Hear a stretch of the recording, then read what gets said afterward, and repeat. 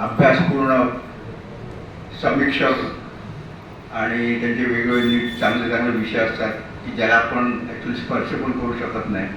आता त्यांनी मनुस्मृती त्यांच्या वाचनात आहे आणि त्याच्यावरनं त्यांनी विषय ठरवला आहे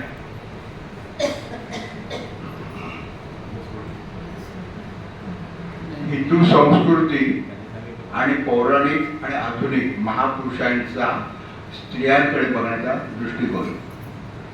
तर मी शिराणीबाईंना विनंती करतो की त्यांनी त्यांच्या व्याख्यानाला सुरुवात करावी.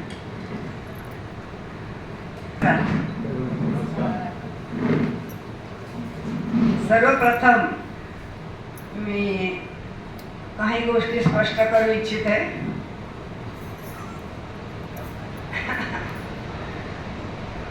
व्हॉट्सॲपवरती दळवी साहेबांनी दिलं व्यासंगी विदुषी, मी घाबरून गेले. एवढी मोठी विशेषणं त्याला मी काही पात्र नाही आहे. म्हणजे TIPच्या टेकडीला हिमालय म्हटल्यासारखं आहे. मी तुमच्यासारखीच एक वाचन भक्त आहे. फरक एवढाच की मला वाचलेलं सांगायला आवडतं, शिक्षिका असल्यामुळे असेल. आणि तुम्ही लोक ते कौतुकानं ऐकतात तर कौतुक करतात, त्यामुळे म्हणून मला जास्त उत्साह येतो आणि ते मी करते. हा जो विषय मी निवडलेला आहे त्याला कारण साळुंखे हे फार मोठे विद्वान आहेत. त्यांनी हिंदू संस्कृती आणि स्त्री असं एक पुस्तक फार सुंदर लिहिलेलं आहे. आणि एकंदरीतच आपलं हिंदू संस्कृती आणि त्याच्याबद्दल वेगवेगळ्या व्यक्तींनी दिलेली मतं, केलेली विधानं, बरेचसे उलटसुलट असे गैरसमज आहेत. तर मलाही कुतूहल होतं काय आहे म्हणून ते मी वाचलं. दुसरं असं मंगला आटलेकर यांनी महापुरुषांच्या नजरेतून स्त्री हे फार सुंदर पुस्तक लिहिलेलं आहे. शिवराज गोरले हे पण एक चांगले इतिहास तज्ज्ञ आहेत. आणि जयश्री रेवाळकर, मला आमच्या जयश्रीची आठवण झाली. या दोघांनी फार सुंदर पुस्तक लिहिलेलं आहे. आणखीन एक म्हणजे बरेच दिवसापासून माझ्या मनात मनुस्मृतीबद्दल एक कुतूहल होतं. त्याच्याबद्दल उलटसुलट विचार प्रकट केले जातात. कोणी चांगलं बोलतं, कोणी वाईट बोलतं. डॉक्टर बाबासाहेब आंबेडकरांनी हा ग्रंथ मनुस्मृती जाळला होता हे तुम्हाला सगळ्यांना माहिती आहे, महाडला. आणि त्यावेळी तर्कतीर्थ लक्ष्मण शास्त्री जोशी तिथं हजर होते.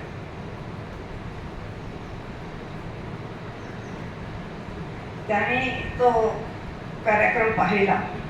पुस्तक जाळल्यानंतर तिथे जी राख होती तिथे एका छोट्या कागदात त्याने ती भरून घेतली, पुडी घेतली आणि मुंबईला आलं. आणि आंबेडकरांना ते भेटले. त्यांना म्हणाले, तुम्ही जे ही मनुस्मृती झाली तुमच्या मते ठीक आहे, मला मान्य आहे. म्हणूनही स्त्रियांबद्दल किंवा शूद्रांबद्दल अत्यंत निंद्य असे काही विचार मांडलेले आहेत. अतिशय क्लेशदायक असे काही निर्बंध त्यांच्यावर बांधलेले आहेत, हेही मला मान्य आहे. पण तुम्ही तो सगळा ग्रंथ वाचलात का? आंबेडकर म्हणाले नाही. तेव्हा तर्कतीर्थ म्हणाले, कोणताही ग्रंथ पूर्णपणे टाकाऊ असत नाही, त्याच्यात काहीतरी चांगलं असतंच. जे ग्राह्य असतं ते आपण घ्यायचं आणि जे चुकीचं आहे किंवा तुम्हाला ते बरोबर वाटत नाही ते टाकून द्यावं. पण पूर्णतः टाकाऊ असा कोणताही ग्रंथ असत नाही. आंबेडकर म्हणाले ना, याच्यात काय चांगलं आहे तुम्ही सांगाल का? ते म्हणाले सांगतो. आणि तासभर बसून तर्कतीर्थाने त्यांना संपूर्ण मनुस्मृतीबद्दल सांगितलं. बाबासाहेबांना आनंद झाला. त्यांनी तर्कतीर्थांचं म्हणणं मान्य केलं. मग तर्कतीर्थ म्हणाले, मी इथं तुम्ही मनुस्मृती जाळली, त्याचा भस्म आणलेला आहे, तुम्हाला लावू का? व लावा म्हणाले. आणि तुम्ही जे सांगितलं ते मला पटलं, इथून पुढे मी लक्षात ठेवी. तेव्हा या मनुस्मृतीबद्दल मलाही कुतूहल होतं. त्याचाही मी हे पुस्तक आणून वाचलं. अर्थात भाषांतर आणि संस्कृत सगळं काही कळत नाही मला, थोडंसं संस्कृत येतं, म्हणजे हिंदीमध्ये भाषांतर मी वाचलं. आणि अशी 3-4 पुस्तकं वाचून त्याच्यातलं मला जे काही आवडलं तुम्हाला सांगावं असं वाटलं ते मी आता तुमच्यापुढे सांगणार आहे. मुळात हिंदू संस्कृती म्हणजे एकच देव परमेश्वर, एक प्रेषित, एक धर्मग्रंथ असा एकात्मक ती संस्कृती नाही. त्यामध्ये अनेक संस्कृती, या हिंदू संस्कृतीच्या नावाखाली अनेक संस्कृती येतात, अनेक पंथ आणि संप्रदाय त्याच्यामध्ये येतात. त्या सगळ्यांच्या विचार म्हणा किंवा देव वेगळे वेगळे आहेत. उदाहरण द्यायचं तर कोण शंकर म्हणतं, कोण महादेव म्हणतं, कोण मल्हारी म्हणतं. देव तोच आहे, पण प्रत्येकाच्या पंथाप्रमाणे संप्रदायाप्रमाणे त्यांनी वेगळे देव घेतले. त्यांच्या पूजा करण्याच्या पद्धती या वेगळ्या आहेत. ह्या सगळ्या गोष्टी हिंदू संस्कृती या एकाच शब्दाच्या खाली येतात. पण या सर्व संस्कृतीमध्ये एक गोष्ट मात्र कॉमन आहे. त्या सर्वांनी पुरुष हाच समाजातला प्रमुख आहे आणि जे काही करायचं ते पुरुषाच्या सुखासाठी करायचं याबद्दल सर्वांचं एकमत आहे. आणि म्हणून त्याच्या सुखासाठी जी अनेक साधनं आहेत त्यातलं एक साधन स्त्री आहे. ती त्याच्या सुखाचं साधन म्हटल्यानंतर तिच्या स्वातंत्र्याचा, तिच्या सुखाचा विषयच येत नाही. आपण आपला धर्मग्रंथ भगवद्गीता असं सांगतो, पण तो एकच नाही. त्याच्या बरोबरीनं आपले अनेक ग्रंथ आहेत, वेद आहेत, उपनिषद आहेत आणि अनेक स्मृती ग्रंथ आहेत. म्हणजे मनुस्मृती आहे, याज्ञवल्क्य स्मृती आहे, नारद स्मृती आहे, ब्राह्मण ग्रंथ आहेत. असे अनेक ग्रंथ आहेत. ते हिंदू धर्माबद्दल वेगवेगळ्या गोष्टी सांगतात. पण त्यातही मनुस्मृतीला सर्वात जास्त मान्यता मिळाली. काय आहे या मनुस्मृतीमध्ये? माणसानं कसं वागावं, स्त्रीचा धर्म काय, चातुर्वर्ण्य कसं आवश्यक आहे, वगैरे वगैरे गोष्टी त्यांनी सांगितलेल्या आहेत. विशेषतः स्त्रियांबद्दल आणि शूद्रांबद्दल अत्यंत अपमानास्पद, निंद्य असे त्याने नियम त्याच्यात लिहिलेले आहेत. नुसतंच लिहिले नाही तर हे सगळे नियम निर्बंध काटेकोरपणे पाळले गेले आणि आज हजारो वर्ष स्त्री आणि पुरुषसत्ताक पद्धती, वर्णव्यवस्था, तेव्हा शूद्रांचं आणि स्त्रीचं शोषण झालेलं आहे. अत्यंत दुःखदायक अशा परिस्थितीतून स्त्रीला जावं लागलं. आज परिस्थिती बरीचशी सुधारलेली आहे, पण पूर्णतः सुधारलेली नक्कीच नाही. आपण जेव्हा हिंदू धर्म म्हणतो, या धर्मामध्ये स्त्रीबद्दल मुळात अतिशय चांगले विचार दिलेले आहेत. स्त्रीबद्दल आदर व्यक्त केलेला आहे. यत्र नार्यस्तु पूज्यन्ते रमन्ते तत्र देवताः असं म्हटलेलं आहे. पण या स्त्रीचा आदर सुरुवातीला होत होता, कालांतरानं तिला दासी बनवली. मग सत्य काय आहे हे आपण जाणून घेतलं पाहिजे. आपले जे सगळे ग्रंथ आहेत हे संस्कृतमध्ये आहेत आणि आजकाल तुम्ही संस्कृत ग्रंथ वाचत नाही. पण आपल्या ज्या चालीरीती आहेत, रूढी आहेत, या सगळ्या या सर्वांना हे ग्रंथ आधारभूत आहेत. आजही आपण बऱ्याचशा चालीरीती वापरतो, पाळतो. त्या कित्येक वेळ केवळ संस्कृतीचं जतन करायचं म्हणून पाळतो. त्यातला खरा अर्थ काय आहे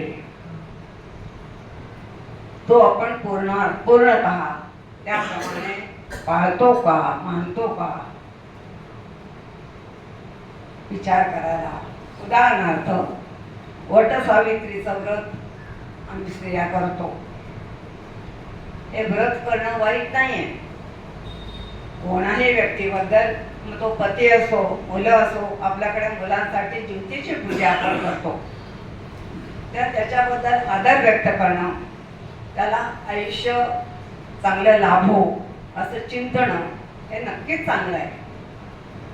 पण होतं काय, पूर्वी वडाची पूजा केली जायची. आता वड जवळपास असत नाही. स्त्रिया नोकरी करतात आणि कुठे वड शोधत जातील. मग आपण काय करतो, वडाचे फांदे आणतो आणि त्याची पूजा करतो. वटसावित्रीच्या दुसऱ्या दिवशी संबंध मार्केटभर आपल्या कॉलनीमध्ये सगळीकडे ही फांद्या पडलेल्या वडाच्या आपल्याला दिसतात. त्याहून वाईट वाटतं की ज्या वडाची फांदी आम्ही पुसतो तो ती दुसऱ्या दिवशी डस्टबिन मध्ये टाकून देतो. हे बरोबर नाही. त्या नकाना आणून नुसती पूजा करा, चांगलं देवाकडे चिंतन करा, पतीबद्दल चांगलं तुम्ही विचारा, ठीक आहे. पण होतं काय, आपल्याकडे स्त्रियाच विशेषतः, अगं तू उपास केला नाही, वडाची पूजा नाही केलीस, असं बायका विचारतात. आणि मग लोकांचे कटकट नको, किंवा घरातील वडीलधारी माणसं असतील, आजी असेल, ती ओरडते म्हणून आपण करतो. किंवा कोणी सांगतं म्हणून, किंवा कोणी नावं ठेवेल म्हणून हे करणं बरोबर नाही. आपण आता शिकतो, कोणत्याही गोष्टीचा तर्कशुद्ध विचार करावा. त्यात काय करतात तेवढी आपल्याला हिंमत पाहिजे की नाही करत मी पूजा, नाही करत पूजा. कित्येक वेळेला घरातला हा पुरुष ज्याच्याबद्दल त्याची पूजा केली जाते तो व्यसनी असतो, बायकोला अतिशय वाईट वागवतो. खेडोपाडी तर किंवा मुंबईसारख्या ठिकाणी सुद्धा बऱ्याच घरी स्त्रियांना मार खावा लागतो. अत्यंत अपमानास्पद अशी वागणूक दिली जाते. मग घरातली मुलं बघतात की असं आई वडील कसे वागतात आणि तरी आई ती वडिलांच्या साठी पूजा करते. म्हणजे एक प्रकारचा हा ढोंगीपणा म्हणा आणि आपण मुलांवरती हे असे संस्कार करतो, बाहेर एक वागवायचं, मनात एक असायचं, हे चुकीचं आहे. हे संस्कार मुलांवर होतात. हल्लीची मुलं तर फारच हुशार आहेत. तेव्हा हे असे संस्कार व्हावेत का? आणखी नाही आहे की आपण दसऱ्याला पानं वाट सगळे, दसऱ्याची आपट्याची पानं दुसऱ्याची सगळीकडे पडलेली असतात. आपण पर्यावरणाची केवढी प्रचंड हानी करतो याचा विचार केला पाहिजे.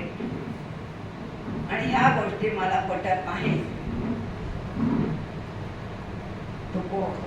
तुकाराम म्हणाले तसं, सत्य असत्याची मन केले ग्वाही, नाही मानी येले बहुमता. हे आपण ठरवायचं, हे सांगण्याचं धार्ष्ट्य आपण दाखवलं पाहिजे. अजूनही काही स्त्रियांच्या बाबतीत, माझ्या एका मैत्रिणीच्या बाबतीत तिच्या पतीचं निधन झालं. आम्ही गेलो होतो. तिला एकदम हिरव्या बांगड्या भरल्या, तुळा भरला, गजरे आणले, मळवट भरला, असं सगळं. आणि ती सतत मैत्रीण आमची रडत होती. त्या मोठ्या बहिणीला सांगत, आई नको गो, एक तर पती निधनाचं दुःख, त्यातून हे असे आपले अशा या रूढी. ती सतत रडत असताना सगळ्या गोष्टी केल्या. आणि मग त्या नवऱ्याच्या प्रेतावर जाऊन त्या बांगड्या फोडायच्या, तो मळवट फोडायचा. हे इतकं क्रूर होतं. आम्ही त्या बहिणीला सांगितलं, हे असं नका करू. तर त्या म्हणाल्या, अहो आमच्या जातीत नावं ठेवतात. ज्या कोणत्याही रूढीनं, कोणत्याही कामानं दुसऱ्याला दुःख होतं ते आपण करता कामा नये. हे तुम्हाला ठामपणे तुमच्या जातीतल्या कोण काय बोलतील, 4 दिवस बोलतील, सोडून द्या. हे धार्ष्ट्य आपण अंगी बाळगलं पाहिजे असं मला वाटतं.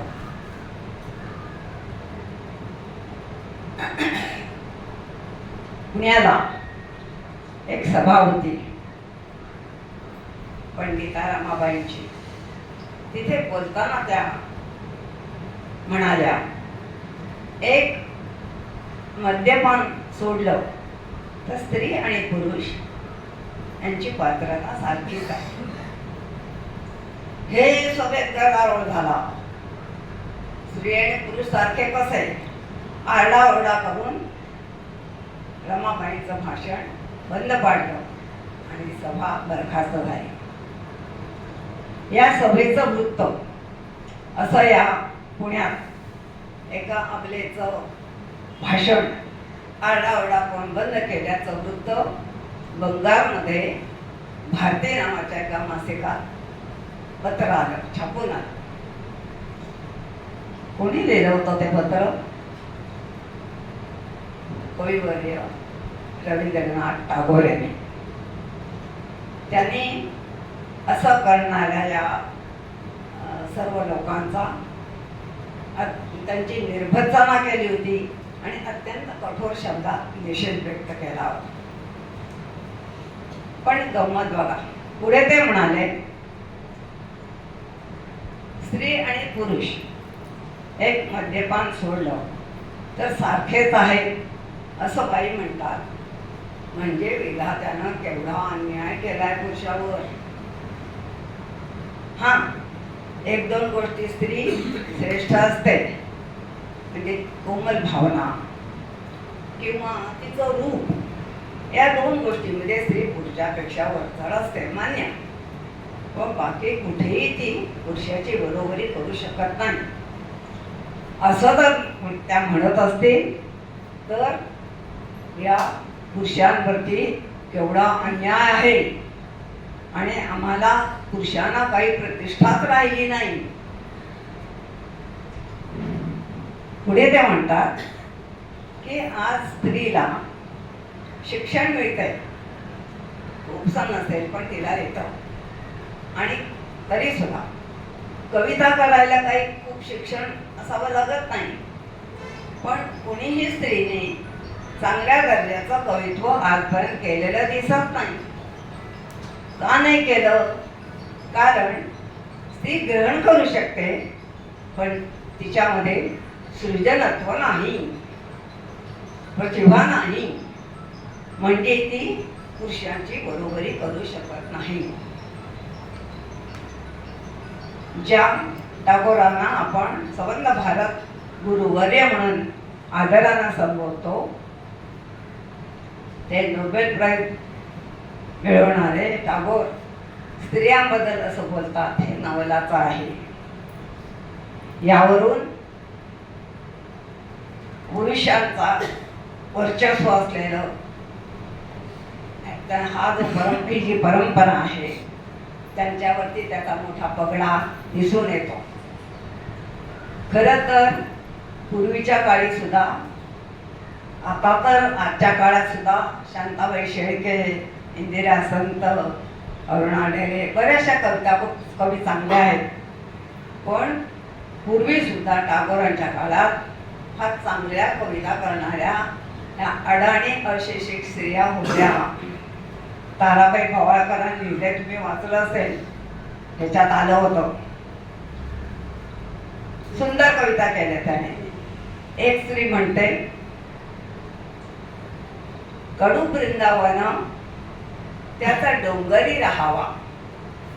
कडू वृंदावन एक फळ आहे, कडू चवीचं. कडू वृंदावन त्याचा डोंगरी राहावा, पुरुषाचा कावा मला येडीला काय ठावा. ती बरोबर ओळखून आहे पुरुषाला, त्याचा कावेबाजपणा, तरी असं वेळ पांघरून ती म्हणते मला वेडीला. ती मुळीच वेडी नाहीये. आणखीन एक स्त्री म्हणते, राम म्हणू राम, राम म्हणू राम नाही सीतेच्या तोलाचा. हिरकणी सीताबाई राम हलक्या दिलाचा. अरे 2 ओळीत सगळं रामायण तिने सांगितलं. गागर में सागर म्हणतात तसं. हे काय कवित्व नाहीये? श्रेष्ठ दर्जाचं नाहीये? एक मिनिट. आणखीन एक भगिनी म्हणताय, द्रौपदीच्या दुःख तिने किती सुंदर व्यक्त केलं. हे काय बरोबर ऐकू?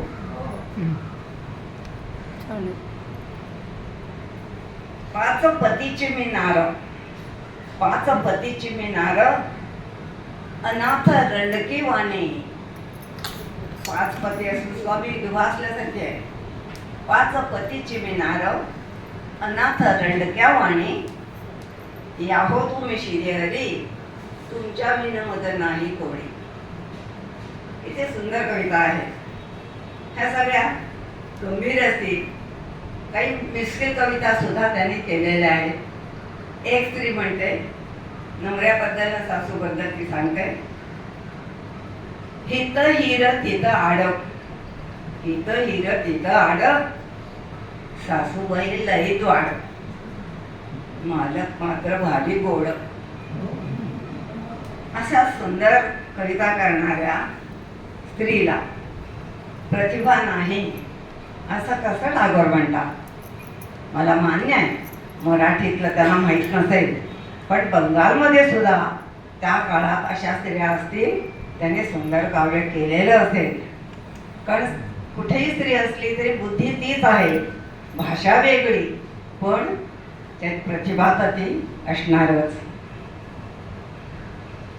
तर टागोरांनी असं का म्हटलं? एक तर त्यांना माहीत नसेल खरंच, किंवा माहीत असून त्याने मुद्दामच माहीत नसण्याचा आव आणला असावा.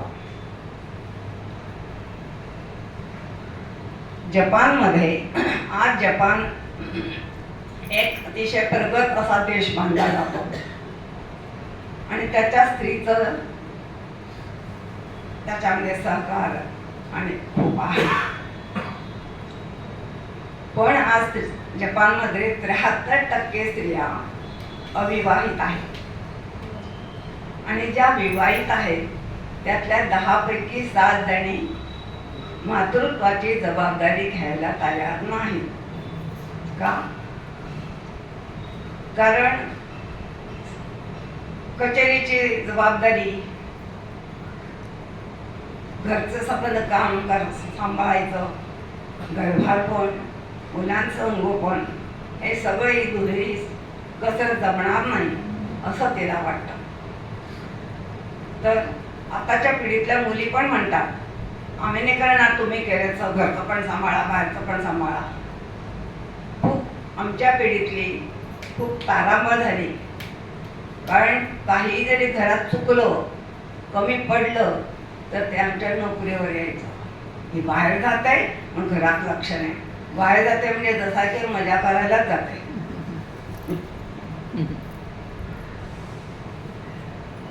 विवेकानंद म्हणतात की मातृत्वात हे स्त्रीचं सामर्थ्य आहे आणि त्यामुळे ती पूजनीय झाली आहे. पण दादा धर्माधिकारी म्हणतात त्या मातृत्वामुळेच ती दयनीय झाली आहे. तिला पुष्कळ सहन करावं लागतं. भारतामध्ये आर्यांचं जेव्हा आगमन झालं त्यावेळेला सगळे तिथे जे अनार्य होते त्यांच्यात मातृसत्ताक पद्धती होती आणि आर्य आल्यानंतर त्यांच्यात युद्ध झाली. आर्य हे जेते होते आणि जे नेहमी होतं जेत्यांच्या बाबतीत ते स्वतःची संस्कृती ते लादतात. आर्यांची संस्कृती ही बहुपत्नीत्व, विधवेला विवाहाचा अधिकार नाही, सती जाण्याच्या पद्धती, अशा सगळ्या ज्या रूढ अत्यंत क्रूर अशा पद्धती होत्या त्या त्याने या लोकांवर लादण्याचा प्रयत्न केला. आणि त्यांना सगळ्यात राग आला की मातृसत्ताक पद्धती कशी, स्त्रीला कसं तुम्ही प्रमुख मानता. तेव्हा मातृत्वाचं महात्म्य कमी करण्याचा, नष्ट करण्याचा त्याने प्रयत्न केला. आणि पुरुष हाच श्रेष्ठ आहे, त्यालाच तुम्ही श्रेष्ठ मानलं पाहिजे, स्त्रियांना कोणतेही अधिकार नाही, हे ठसवण्याचा प्रयत्न केला. त्यावेळेला एकंदर आपला भारत एवढा मोठा विस्तृत देश आहे. वेगवेगळे प्रांत होते, वेगवेगळ्या प्रांतामध्ये वेगवेगळे शास्त्रकार होते, त्यांच्या भूमिका वेगळ्या, दृष्टिकोन वेगळे. त्यामुळे त्याने वेगवेगळे ग्रंथ लिहिले, स्वतःच्या दृष्टिकोनातून लिहिले. त्यामुळे थोडा वेगळा फरक आपल्याला जाणवतो. उदाहरणार्थ मातृसत्ताक पद्धती काही ठिकाणी होती, काही ठिकाणी नव्हती. केरळमध्ये अगदी अलीकडेपर्यंत होती. पण त्यावेळेला जर स्त्री जर विवाहापूर्वी मुलगी ऋतुमती झाली तर तेव्हा तो तिला दोष दिला जायचा, ते वडिलांचं पाप आहे असं मानलं जायचं. पण मातृसत्ताक पद्धतीमध्ये हे मानलं जात नव्हतं, स्त्रीला दोष दिला जात नव्हता. जसं प्रदेशाप्रमाणे तसं कालामध्ये सुद्धा भाग पाडले गेले. साधारणतः इसवी सन पूर्व 2500 ते आतापर्यंतचा 5000 वर्षाचा जो कालावधी आहे तो जर आपण त्याचे भाग पाडले तर इसवी सन पूर्व 2005 मध्ये 2005 ते इसवी सन पूर्व 1000 हा कालावधीमध्ये त्या कालावधीत जे ग्रंथ निर्माण झाले आणि त्या ग्रंथाचे जे लेखक होते, शास्त्रकार होते, त्यांनी जे म्हटलं त्याचं प्राबल्य त्या काळात होतं. उदाहरणार्थ मी म्हणते तसं इसवी सन पूर्व 500 ते 1000 पर्यंत वेदसंहिता, उपनिषद आणि ब्राह्मण ग्रंथ यांचं प्राबल्य होतं. म्हणजे त्या ग्रंथात जे नियम सांगितले होते ते पाळले जायचे. त्यानंतर इसवी सन पूर्व 1000 ते इसवी सन पूर्व 300 पर्यंतच्या कालावधीमध्ये निरुक्त, श्रोतसूत्रे, गृहसूत्रे, धर्मसूत्रे आणि पाणिनीची अष्टाध्यायी यांचा प्रभाव होता. नंतर इसवी सन पूर्व 300 ते इसवी सन 300 या कालावधीमध्ये मनुस्मृती, कौटिल्य अर्थशास्त्र, याज्ञवल्क्य स्मृती आणि नारद स्मृती या ग्रंथांचा प्रभाव होता. आणि नंतर इसवी सन 300 ते इसवी सन 900 किंवा 1000 पर्यंत अनेक पुराणे आणि स्मृती यांचा प्रभाव होता. परंतु या सर्व कालावधीमध्ये स्त्रियांची अतिशय वाईट अवस्था होती. अनेक निर्बंध त्यांच्यावरती लादलेले होते आणि अतिशय दुःखदायक असे नियम त्यांच्यावर लादलेले होते. फक्त थोडासा अपवाद वेदकालामध्ये, त्या काळात स्त्रियांवरती फारशी बंधनं नव्हती. म्हणजे वेदकालात आपण पाहूया, पहिल्या ह्याच्यामध्ये कोणत्याही तऱ्हेची स्त्रियांवर बंधनं घालणाऱ्या ऋचा नव्हत्या. त्यामध्ये स्त्रियांना पुरुष जेवढे देव होते तेवढ्या स्त्रिया देवताही होत्या, त्याही पूजल्या जात होत्या. त्यानंतर यजुर्वेदामध्ये त्या काळातही स्त्रियांवरती बंधनं घालणाऱ्या ऋचा नव्हत्या आणि गृहस्थाश्रमाचं महत्त्व होतं. पतिनिष्ठा, पातिव्रत्य याला महत्त्व होतं. नंतर ऐतरेय ब्राह्मण ग्रंथामध्ये त्याने असं म्हटलं आहे की पुरुष हा स्त्रीविना अपूर्ण आहे आणि विवाहानंतरच त्याला पूर्णत्व येतं आणि त्या दोघांचा एकच आत्मा आहे असं म्हटलेलं आहे. शतपथ ब्राह्मणामध्ये म्हटलेलं आहे की स्त्री आणि पुरुष म्हणजे द्विदल धान्याप्रमाणे त्याचे जे 2 गट असतात ते जसे सारखे असतात तसं दोघांनाही सारखे अधिकार आहेत. आणि अथर्ववेदात म्हटलंय की पुरुषाने स्त्रीला मान द्यावा, त्याने आपल्या हृदयात तिला स्थान द्यावं असं म्हटलेलं आहे. म्हणजे एकंदर आपण पाहतो की वेदकाळामध्ये स्त्रियांना उदारपणे वागवलं जात होतं. निदान त्यांचा छळ होत नव्हता, अर्थात बरोबरीनं वागवलं जात नव्हतं. तर ही मातृसत्ताक पद्धत, त्याचा उदय कसा झाला? गंमत आहे. स्त्रियांना मुले होत असत आणि या कारणाने पुरुष स्त्रियांना खूप मान देत असत. त्यांना या प्रक्रियेमध्ये, मूल होण्याच्या प्रक्रियेमध्ये पुरुषांचाही सहभाग आहे हे उमगलंच नव्हतं आणि त्यामुळे स्त्रीला खूप मान दिला जायचा. दुसरं एक कारण होतं की कृषी पद्धतीचा शोध स्त्रीने लावला. ते अश्मयुगामध्ये दगडाने ठार मारून प्राणी आणून खात असत. अगदी लहान मुलांना खाता येत नसेल. मग स्त्रिया काय करायच्या, गवत वगैरे असं काढून त्याच्या ज्या बिया असायच्या त्या धुवून ठेचून मुलांना भरवायच्या आणि अशा तऱ्हेने त्याने शेतीचा शोध लावला, शेती करायला लागल्या. या 2 कारणासाठी स्त्रियांना महत्त्व होतं आणि त्यामुळे मातृसत्ताक पद्धती होती. पण जेव्हा पुरुषांना कळलं की मुलांच्या जन्मामध्ये आपलाही सहभाग आहे, तेव्हा मग त्याने तिचं महत्त्व कमी झालं आणि साहजिकच मग पितृसत्ताक पद्धती सुरू झाली, पुत्र महिमा सुरू झाला. त्यावेळेच्या बऱ्याच ग्रंथांमधून बरीचशी सुभाषितं मिळतात की पुरुषांचं महत्त्व, मुलाचं महत्त्व सांगणारी. उदाहरणार्थ पुत्र हा शब्द कसा झाला? पुन्नामात नरकात त्रायते इति. पुन नावाच्या नरकापासून वडिलांचं रक्षण करतो तो पुत्र. किंवा न पुत्रात परमो लाभः, मुलासारखा श्रेष्ठ लाभ आयुष्यात दुसरा कोणता नाही. त्या मुलाला एवढं महत्त्व आल्यानंतर जी स्त्री मुलाला जन्म देत नाही तिचा धिक्कार.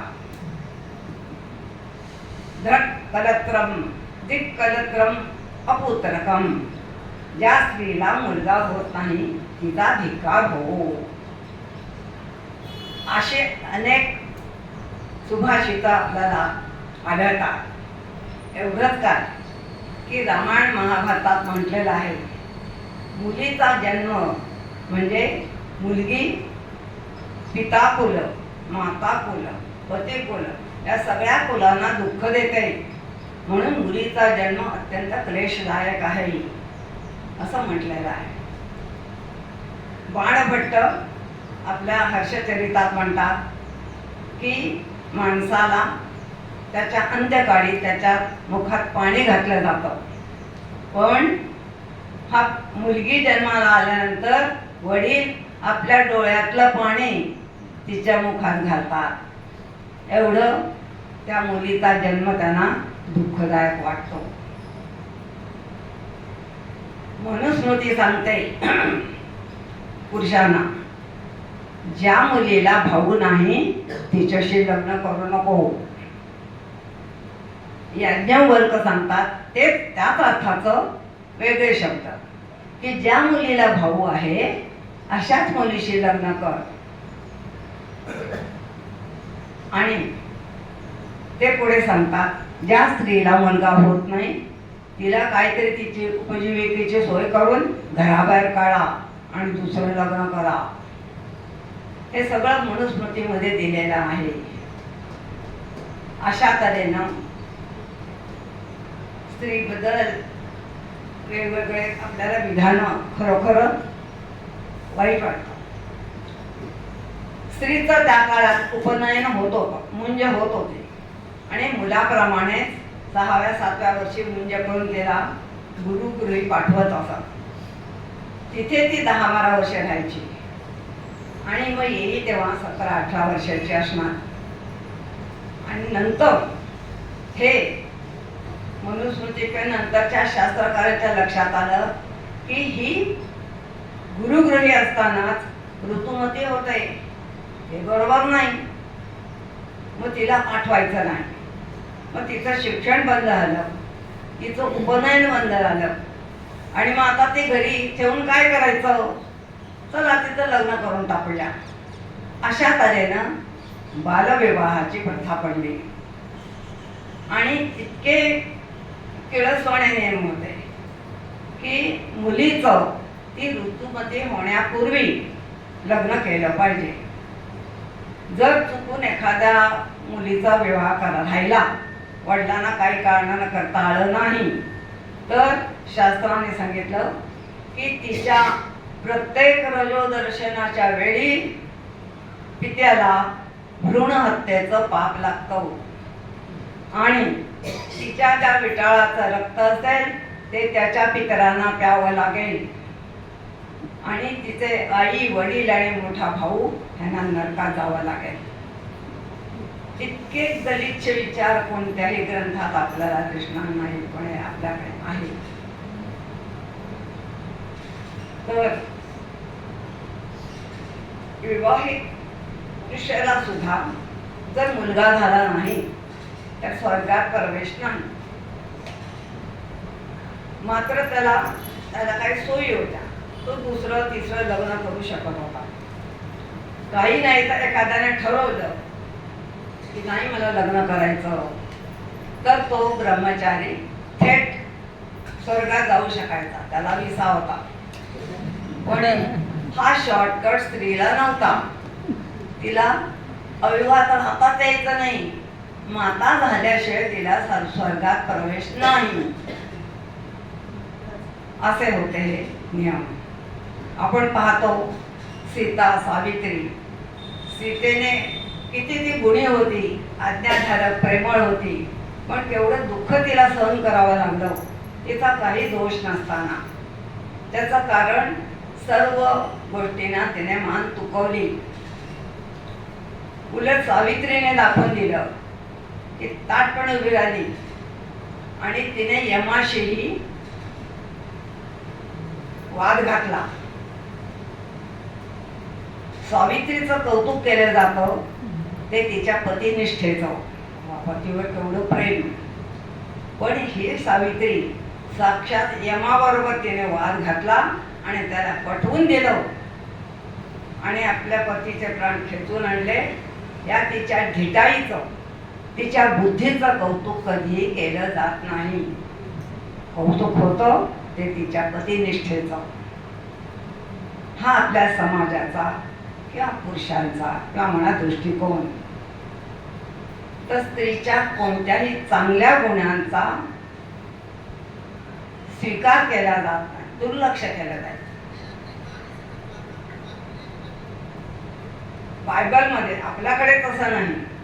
ते बायबलची काय कथा आहे की येशूने पुरुष निर्माण केला आणि त्याच्या फासली बरगडीतून स्त्री निर्माण केली. म्हणजे पुरुषाच्या पण तयार केल्यामुळे ती गौणच. पुढे तिने त्या ज्ञानाचं फळ खाल्लं आणि पुरुषाला फशी पाडलं. 2 पापं केली तिने. आणि म्हणून बायबलमध्ये म्हटलंय की तिला बाळपणाच्या वेदना शिक्षा म्हणून देवाने दिलेल्या आहेत. कुठे निसर्ग, कुठे तर्क, काही नाही, कसंही काही लिहिलेलं असतं आणि हे आपण स्वीकारतो. अशा तऱ्हेचे हे विचार आपल्या धर्माच्या ग्रंथात आढळतात असं नाही. पुढे मी इतर धर्माचंही सांगणार आहे. पण इतर ठिकाणीही आपल्याला स्त्रियाबद्दल हे असं बोललेलं आढळतं. ज्या पुरुषांना प्रगती करण्यात हजारो वर्ष लागली, पण स्त्रीने शिक्षणाचा हक्क मिळवल्यानंतर 100-150 वर्षात केवढी तरी प्रगती केली. आज सांगा असं कोणतं क्षेत्र आहे ज्या स्त्री नाही?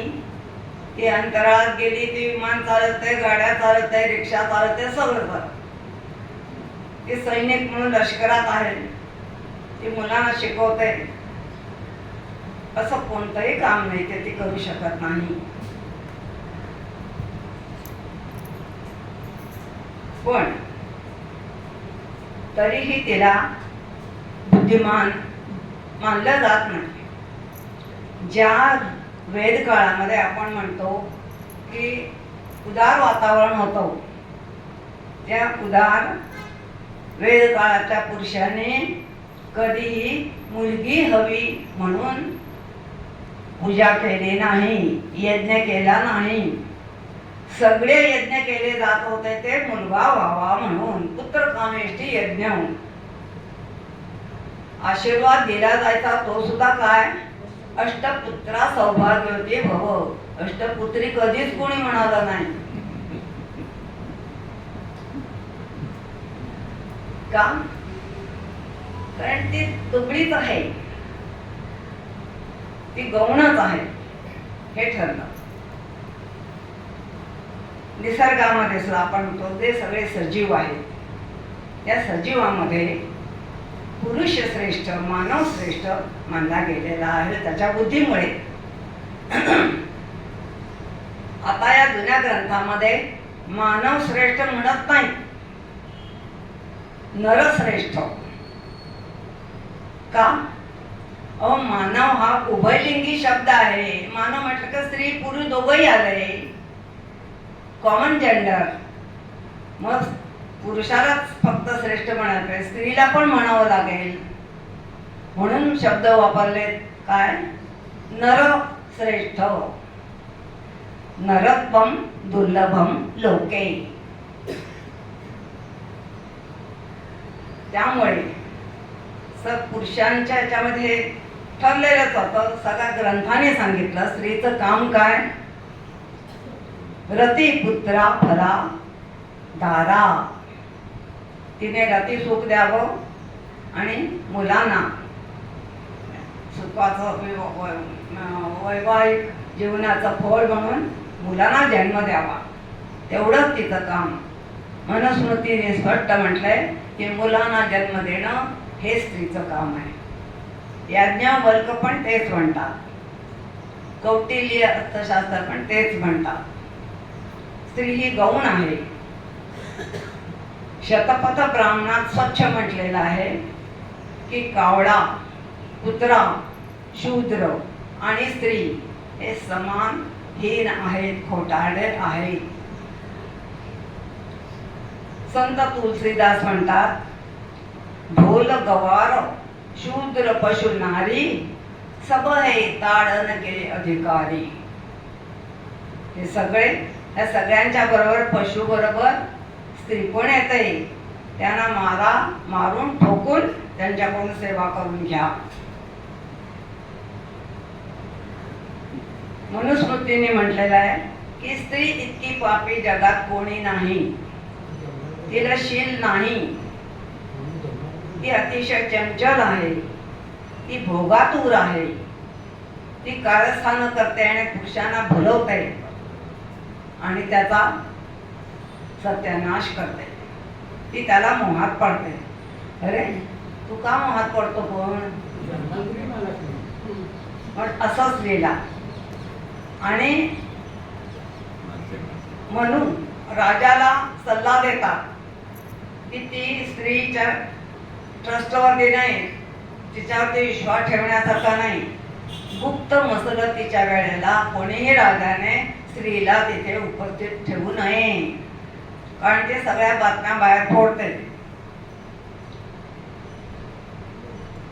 एवढंच नाही, महाभारतात स्पष्ट म्हटलेलं आहे, परमेश्वरानं स्त्रीच्या रूपात हडळी निर्माण केल्या. किती वाईट बात. असं हे स्त्रियांबद्दल बोललेलं आहे. फक्त आपल्या देशात नाही, जर्मनी भाषेत एक म्हण आहे, गाढव आणि स्त्री हे मारण्याच्याच लायकीचे आहेत. रशियामध्ये म्हणतात, beat your fur and make it warmer, beat your wife and make her wiser. Beat your fur म्हणजे लोक मेंढरांना कापल्यानंतर जे फर काढतात ती मऊ करण्याकरता ठोकावी लागते. तर तू beat your fur and make it warmer and make your wife, beat your wife and make her wiser. ते मार तरच ते नीट वागेल, शहाण्यासारखे वागेल. रशियामध्ये विवाहाच्या वेळेला एक विधी आहे. तो मुलीचा पिता हातात चाबूक घेऊन तिला मारतो आणि तो चाबूक मग त्या नवऱ्या मुलाच्या हातात देतो आणि सांगतो, असं तुला आता वागायचं आहे. त्यांच्या शेजघरात बेडरूम मध्ये त्यांना सहज दिसेल असा तो मुद्दाम ते चाबूक हंटर ठेवलेला असतो. इंग्लंडमध्ये इसवी सन 1811 मध्ये कोर्टानं एक हुकूम काढला की इथून पुढे पुरुषांना स्त्रीला आपल्या बायकोला मारण्याचा अधिकार मिळणार नाही. इथून पुढे मिळणार नाही याचा अर्थ पूर्वी तो दिलेला होता. असे हे नियम फक्त आपल्या देशातच आहेत असं नाही, इतरही अनेक पुष्कळ देशातलं पुष्कळ आहे. मला ते सगळं सांगणं शक्य नाही. वंध्या स्त्री आणखीन एक वैधव्या पाठोपाठ अत्यंत दुःखदायक परिस्थिती वंध्या स्त्रीची असते. मूल झालं नाही तर स्त्रीला शास्त्रातच सांगितलंय तिला घराबाहेर काढ आणि दुसरं लग्न कर.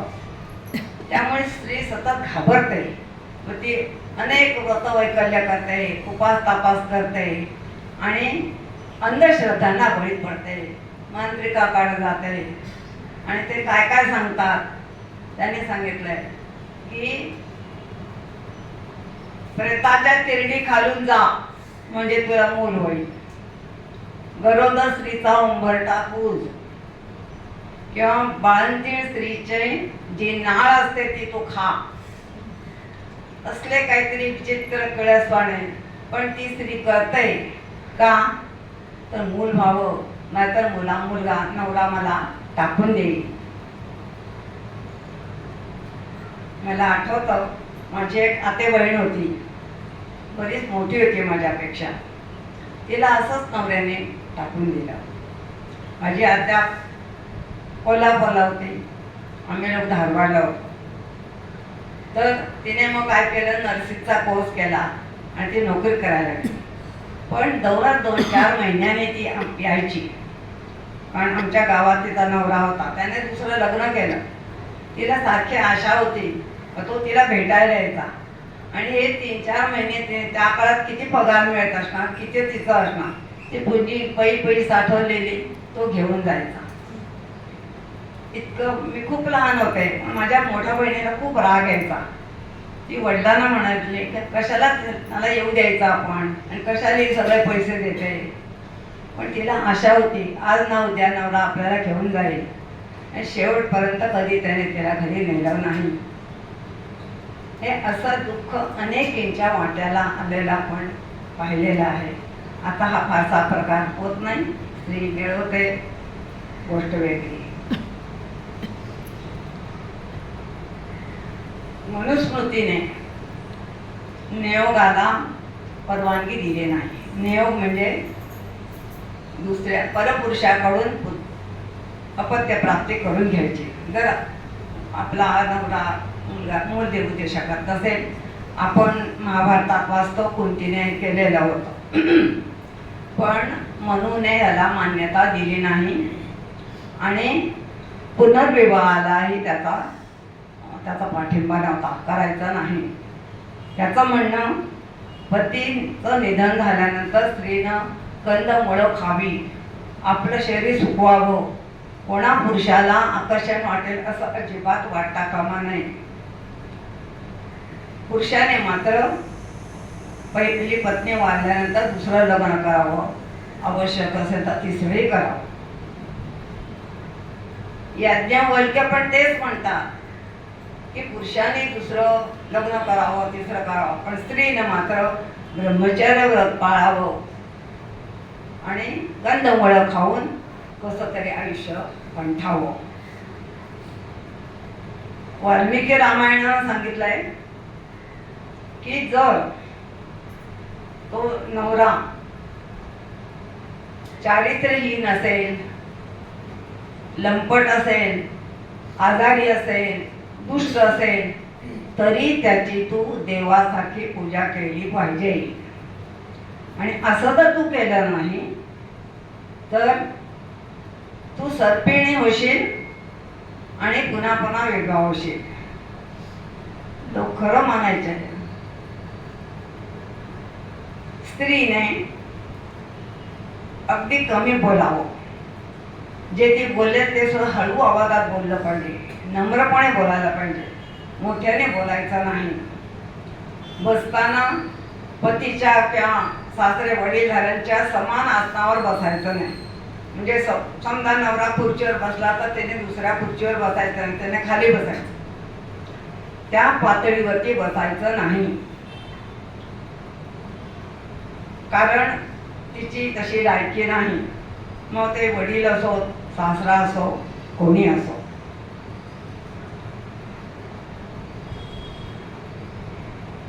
आणखीन एक मुद्दा सतीत्वाचा. स्त्रीला जबरदस्तीनं सती जायला लावत असत. काही स्त्रिया क्वचितच मनापासून जातही असतील, मग बहुधा सगळ्यांना कंपल्शन करून, जबरदस्ती करून सती जायला लावत असत. ती पुष्कळदा स्त्री पळून जायची, उठून जायची, म्हणून खड्डे खणून खड्ड्यामध्ये सरळ रचला जायचं आणि तिथे खांब राहून तिला बांधलं जायचं, जेणेकरून तिने पळून जाऊ नये. अशा तऱ्हेनं सती जायला लावत असत. तेव्हा इतिहासामध्ये आपण असतो रामदेव राय देवगिरीचे, त्याचा मृत्यू झाल्यानंतर त्याच्या पत्नीला रामदेवरावाच्या भावाने जबरदस्तीनं तिला सती जायला लावलं. तेव्हा असं होतं, एक बंगाल प्रांत सोडला तर सर्व प्रांतामध्ये होतं की पतीचं निधन झाल्यानंतर स्त्रीला संपत्तीतला कोणताही अधिकार मिळत नसे. पण बंगालमध्ये मात्र जमुत वाहन नावाचा एक शास्त्रकार होता. त्यांनी आपल्या दाय भाग नावाचा त्याने ग्रंथ लिहिला. त्यांनी लिहिलं की पतीच्या निधनानंतर एकत्र कुटुंबामध्ये त्या पतीच्या वाट्याला जेवढी संपत्ती येईल तेवढी सगळी तिला मिळाली पाहिजे. लोक सगळे चिडले आणि एवढं तिला द्यायचं, आणि मग तिला संपत्ती देण्याऐवजी मग तिला सती जाण्यास भाग पाडलं जायचं. म्हणून आपण पाहतो इतिहासामध्ये बंगालमध्ये जास्त स्त्रिया सती गेलेल्या आहेत. प्रत्यक्ष राजाराम मोहन राय यांच्या भाऊजाईला जबरदस्तीनं सती देताना पाहिलं आणि मग ते अतिशय चिडले आणि त्यांनी खटाटोप केला. आपण इतिहासात वाचतो. आणि दरबारी सरकार दरबारी खेटे घालून सती प्रथेवर त्यांनी बंदी आणली. त्यावेळेला बेंटिंग हे व्हॉइसराय होते आणि म्हणून कायद्यानं या सतीला बंदी आणली.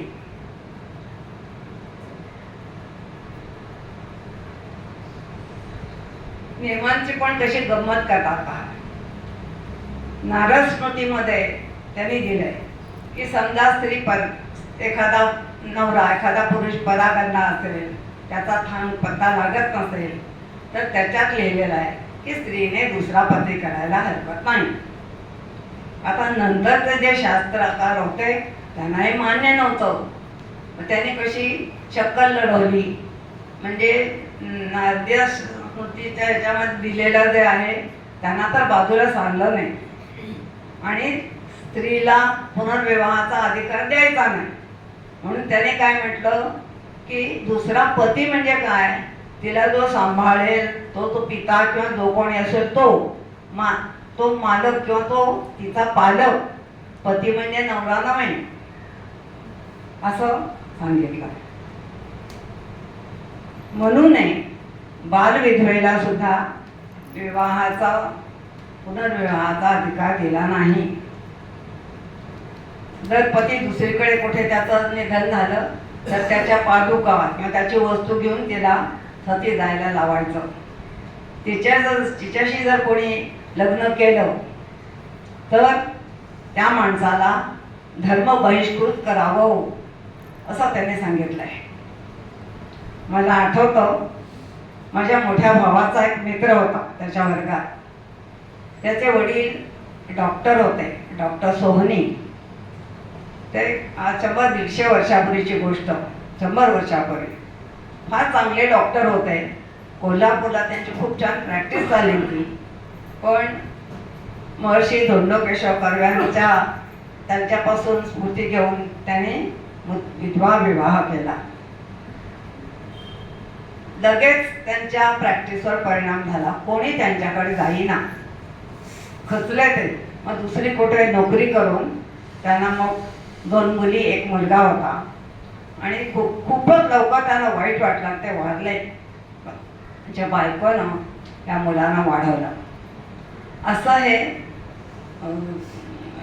बहिष्कृताचं किंवा असं अशा परिस्थितीत सुद्धा काही समाजसेवकाने कसं काम केलं असेल हे खरोखरच कौतुकास्पद आहे. या सती प्रथेचा गौरव केला जातो. काही शास्त्रकाराने स्त्रीला एक आमिष दाखवण्यासाठी काय म्हटलं की बघ, तू सती गेलीस ना तर तुला 3.5 कोटी वर्षे स्वर्गात राहता येईल. 3.5 कोटी का असं म्हणतात, आपल्या शरीरावरती जी लव असते, बारीक केस असतात, जेवढे लव आहे तितकी वर्ष तुला स्वर्गात राहता येईल. म्हणजे 3.5 कोटी वर्ष. तिथे म्हणे दुधाच्या नद्या वाहतात, सगळी फळाने दगडलेली झाडं असतात, यक्षकिन्नर गाणी म्हणतात, ब्रह्मा ऋषी नाच करतात. असं तुला 3.5 कोटी वर्ष झाले तर तू सती जा. कोणाला हवंय ते असं आयुष्य आणि स्वर्गातला राहणं. आपले बाबा बोरकर म्हणतात, स्वर्ग नको सुरलोक नको, मग लोभस हा इहलोक हवा. स्वर्ग नको सुरनोक नको मज लोभ सहा इह लोक हवा. तृप्ती नको मज मुक्ती नको मज येथील हर्ष आणि शोक हवा. नको तो स्वर्ग, हा हे लोकच बरा आहे. आपले तुकोबा पण म्हणतात लनगे मुक्ती आणि संपदा संत संग देई सदा. आता त्याने वेगळ्या कारणासाठी आहे, पण असं त्या स्त्रीला आम्ही दाखवून सती जायला लावत.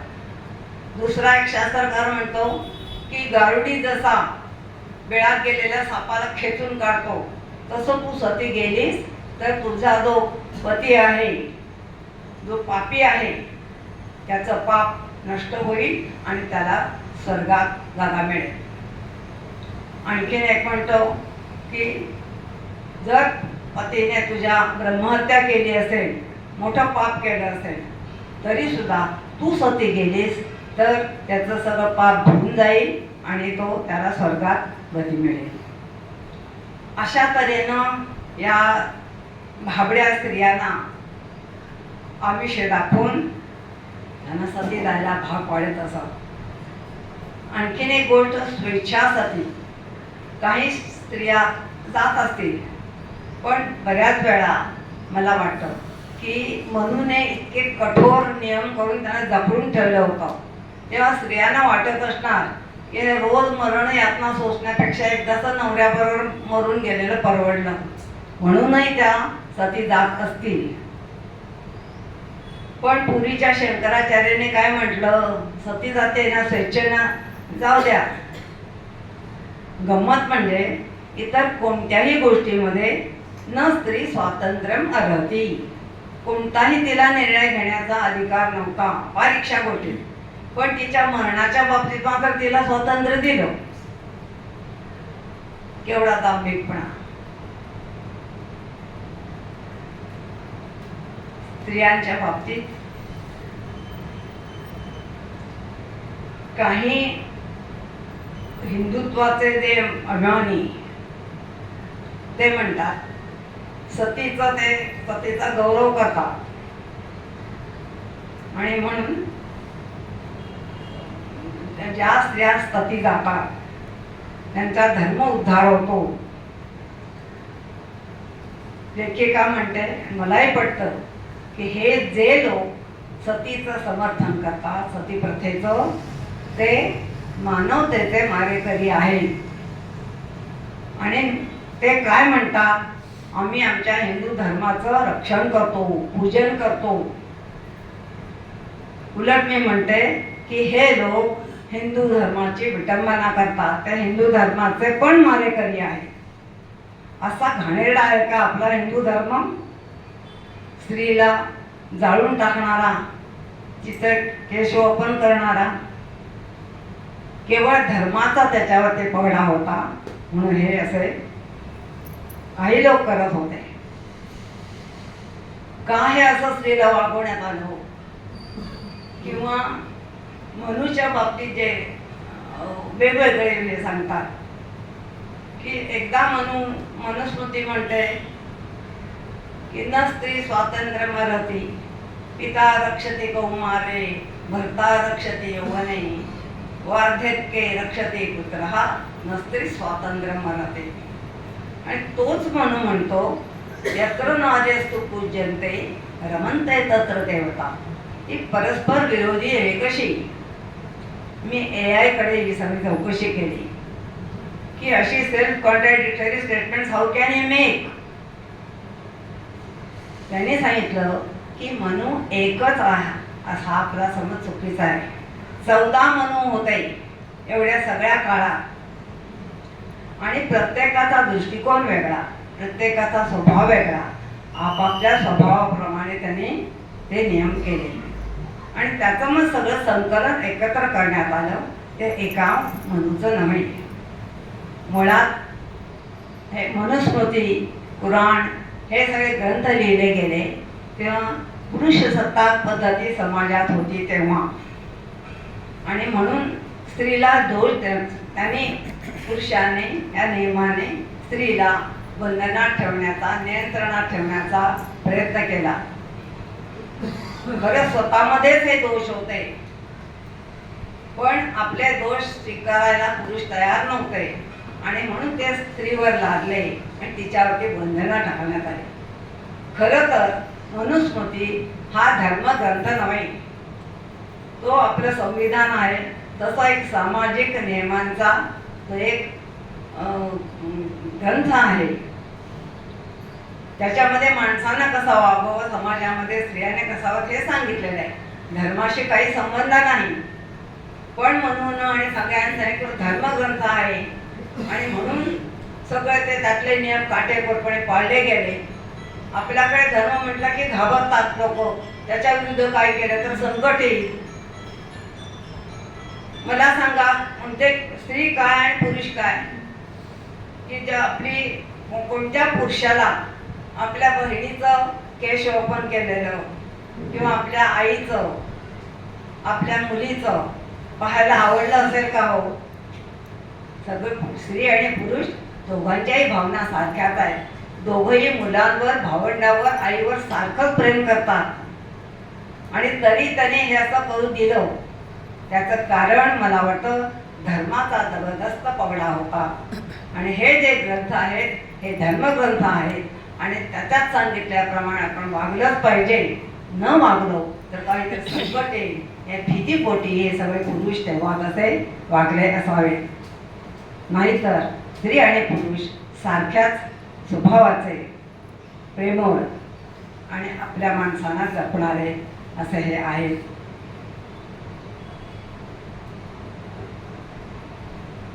सृष्टीच्या निर्मितीच्या कथा ज्या आहेत त्याच्यात पण तुम्हाला गमती वाटतील अशा आहेत. ही सृष्टी जी निर्माण केली ती असं सांगतात ब्रह्मदेवाने निर्माण केली. म्हणजे सृष्टी निर्माण होण्याच्या आधी ब्रह्मदेव होता. मग त्याला कोणी निर्माण केलं? तो स्वयंभू होता. बऱ्याच शास्त्रकारांनी लिहिलेलं आहे की स्त्री ही अपवित्र आहे आणि म्हणून तिच्या पोटी जन्म घेणं हे अपवित्र आहे आणि म्हणून बरेचसे पुरुष, देव, ऋषी हे सगळे आपल्याला पुराणात वाचायला मिळेल की अयोनिज आहेत. म्हणजे नॉर्मल स्त्रीच्या उदरातून जसे जन्म घेतात तसे त्यांचा जन्म झाले नाही, ते स्वयंभू. हे कसं शक्य आहे? आणि आपण सगळा त्याच्यावर विश्वास ठेवला.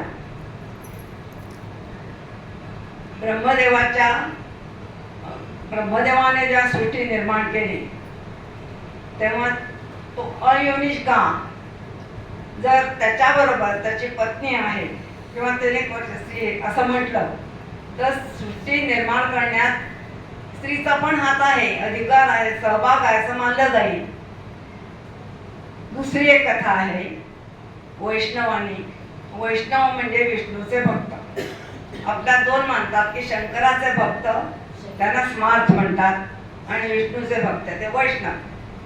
त्यांना आपला विष्णू देव जास्त श्रेष्ठ वाटत होता म्हणून त्यांनी काय कथा केली की विष्णूच्या नाभीतून एक कमळ बाहेर आलं आणि त्या कमळातून ब्रह्मदेवाचा जन्म झाला.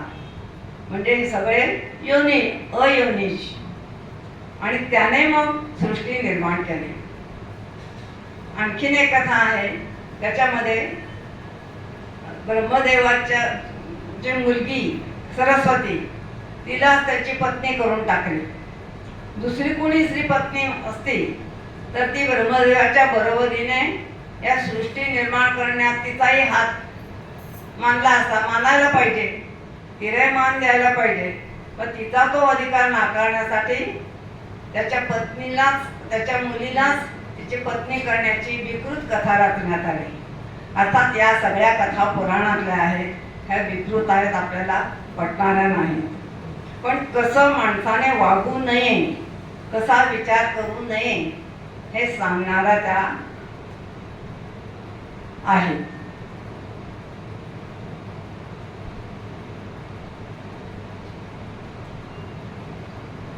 आणखीन एक वेदकाळामध्ये गार्गी, मैत्रेयी आणि याज्ञवल्क्य याज्ञवल्क्याच्या मैत्रेयी आणि कात्यायनी या दोन भार्या होत्या. एके दिवशी याज्ञवल्क्य मैत्रेयीला म्हणाले, मी आता संन्यास घेतो, त्यांची संपत्ती आहे तो तुम्हा दोघी वाटून टाकतो. मैत्रेयी म्हणाली की ही संपत्ती मिळाल्यानं मला अमरत्व मिळणार आहे का? ते म्हणाले, नाही, मला ही संपत्ती नको. तुम्ही तुमच्याजवळ असलेलं जे ज्ञान आहे ते मला द्या. याज्ञवल्क्य ठीक आहे म्हणाले आणि त्यांनी तिला आत्म्यासंबंधी माहिती सांगितली. आत्मा हा पंचमहाभूतातून निर्माण होतो आणि शेवटी तिथेच विलीन होतो. मैत्रेयी म्हणाली, भगवान, आपण मला गोंधळात टाकताय, आपण काय सांगताय ते मला कळत नाही. ते म्हणाले, ठीक आहे, आणि त्याने आणखीन व्यवस्थित तिला समजावून सांगितलं. पुढे जनक राजाने एकदा एक यज्ञ करायचा ठरवला आणि कुरु आणि पांचाल देशाच्या सर्व ब्राह्मणांना बोलवलं. तिथे वादसभा, वादविवाद व्हावेत म्हणून, आणि त्याच्यामध्ये जो श्रेष्ठ ठरेल त्याच्यासाठी पारितोषिक म्हणून 1000 गायी त्यांच्या शिंगांना सोनं बांधलेलं अशा त्यांनी ठेवल्या. सगळे ब्राह्मण आले, याज्ञवल्क्य पण आले. आल्या आल्या ते आपल्या शिष्याला म्हणाले, चल सगळ्या गायी घेऊन जाऊया. सगळे ब्राह्मण चिडले. ते म्हणाले, असं कसं, वाद नका का तुम्ही चालला. मग ते थांबले. ब्राह्मणाने बऱ्याच त्यांना प्रश्न विचारले, बऱ्याच प्रश्नांना त्यांनी उत्तरे दिली. मग गार्गी आली. तिने त्यांच्यावरती प्रश्नांचा भडीमार केला. बऱ्याच प्रश्नांना त्यांनी उत्तरं दिली आणि मग एका प्रश्नावर ते अडले. मग तिला ते म्हणाले, गार्गी, मर्यादा भंग करतील असे प्रश्न विचारू नकोस, नाहीतर तुझं मस्तक गळून पडेल. ठीक आहे म्हणाले. थोडा वेळ गप्प बसले. मग आणखीन काही ब्राह्मणांनी प्रश्न विचारले. मग गार्गी म्हणाली की मुनिवर, मला फक्त 2 प्रश्न विचारायचे. ठीक आहे म्हणाले. तिने एक प्रश्न विचारला, त्याने त्याचं उत्तर दिलं, समाधान झालं. ती म्हणाली, नमस्कार, माझा दुसरा प्रश्न. त्याचंही त्याने चांगलं उत्तर दिलं. आणि मग गार्गीने घोषित केलं की आदरणीय ब्राह्मणांनो, आता तुमच्यापैकी कोणीही त्यांना प्रश्न विचारू शकत नाही, काय गरज नाही, पण सर्वश्रेष्ठ ब्राह्मण ते ठरलेले आहेत. आणि अशा रीतीनं त्याने सर्वश्रेष्ठ ब्राह्मण असं त्याने घोषित केलं. आता इथे बघा की खरं तर तिला अतिशय असभ्यपणे, अपमानास्पद त्याने बोलून गप्प बसवलं होतं. पण तरीही ती चिडली नाही. शांतपणे, आत्मविश्वासाने, घाबरली पण नाही. तिने प्रश्न विचारले. आणि हे आपण स्त्रियांनी अनुकरण करायला पाहिजे. घाबरायचं नाही. कशाला घाबरायचं? विचारायचं ते विचारलंच पाहिजे. आणि तिने त्याचा कमकुवतपणा असून सुद्धा उमद्या मनानं त्याची विद्वत्ता, त्याचं कौतुक केलं आणि त्याला श्रेष्ठ ठरवलं. तिच्या मनाचा मोठेपणा दिसून येतो. एकीकडे खरं तर अध्यात्मामध्ये राग आणि अहंकार या 2 गोष्टी ब्रह्मर्षीने टाळल्या पाहिजेत. त्यालाच ब्रह्मर्षी म्हटलं जातं. खरं त्यांना याज्ञवल्क्यांना दोन्ही जमलं नाही. आल्या आल्या ते म्हणाले, मी श्रेष्ठ, गाई घेऊन चल. तिथं त्यांचा अहंकार दिसून येतो. आणि गार्गीने प्रश्न विचारले, उत्तर देता आलं नाही तर ते चिडले, राग होता. मैत्रेयीने त्यांना म्हटलं की तुम्ही गोंधळात टाकता. शांतपणे तिने समजावून सांगितलं. पण इथं कदाचित या सभेत सर्वांच्या समोर एका स्त्रीने आपल्याला प्रश्न विचारावे, ज्ञानाची परीक्षा करावी, हे कदाचित त्यांना आवडलं नसावं. या दोन्ही दृष्टीने ते ब्रह्मर्षी म्हणून सुद्धा मला वाटतं ते कमीच पडतात. भले सगळ्या गायी त्यांनी जिंकून नेल्या असतील, पण तिथल्या सर्व ब्राह्मणांची मनं गार्गीनेच जिंकली असावीत असं मला वाटतं. हा तिचा मनाचा मोठेपणा आहे. आपल्याकडे भारतामध्येच असं होतं असं नाही, इतर देशातही काही गोष्टी आहेत. पोलंडमध्ये रोझलिंड फ्रँकलिन या संशोधक त्यांनी अलीकडे शोध लावलेला आहे 1958 मध्ये 1958 मध्ये. कशाचा? DNA चा शोध त्या सायंटिस्टने लावला. त्या मूळच्या पोलंडच्या, नंतर इंग्लंडला स्थलांतर केलं आणि खूप वर्ष कष्ट करून त्यांनी हा शोध लावला. हा जो शोध लावल्यानंतर शेवटच्या टप्प्यात त्या आल्यानंतर पुस्तक छापायचं होतं, त्यांचं निधन झालं. मग त्यांचे जे गाईड होते जेम्स वॅटसन, त्याने तर सगळं त्यांचं श्रेय स्वतः हडपलं. ते संशोधन स्वतःच्या नावावर घेतलं आणि मग त्यांनी ते पुस्तक लिहिलं. ते काय काय केलं संशोधनामध्ये ते सगळं तपशील द्यावा लागतो. तो सगळा दिला, सगळं आपण केलं. आणि फ्रँकलिनवरती पुष्कळ तिच्याबद्दल अनादारक असे काहीतरी शब्द लिहिले. ती गवाळीच होती, केस विंचरून यायची नाही, अशा संबंध नसलेल्या गोष्टी तिच्याबद्दल लिहिल्या गेल्या. आणि हे त्याचं ते हस्तलिखित होतं, त्याला मान्यता मिळावी लागते.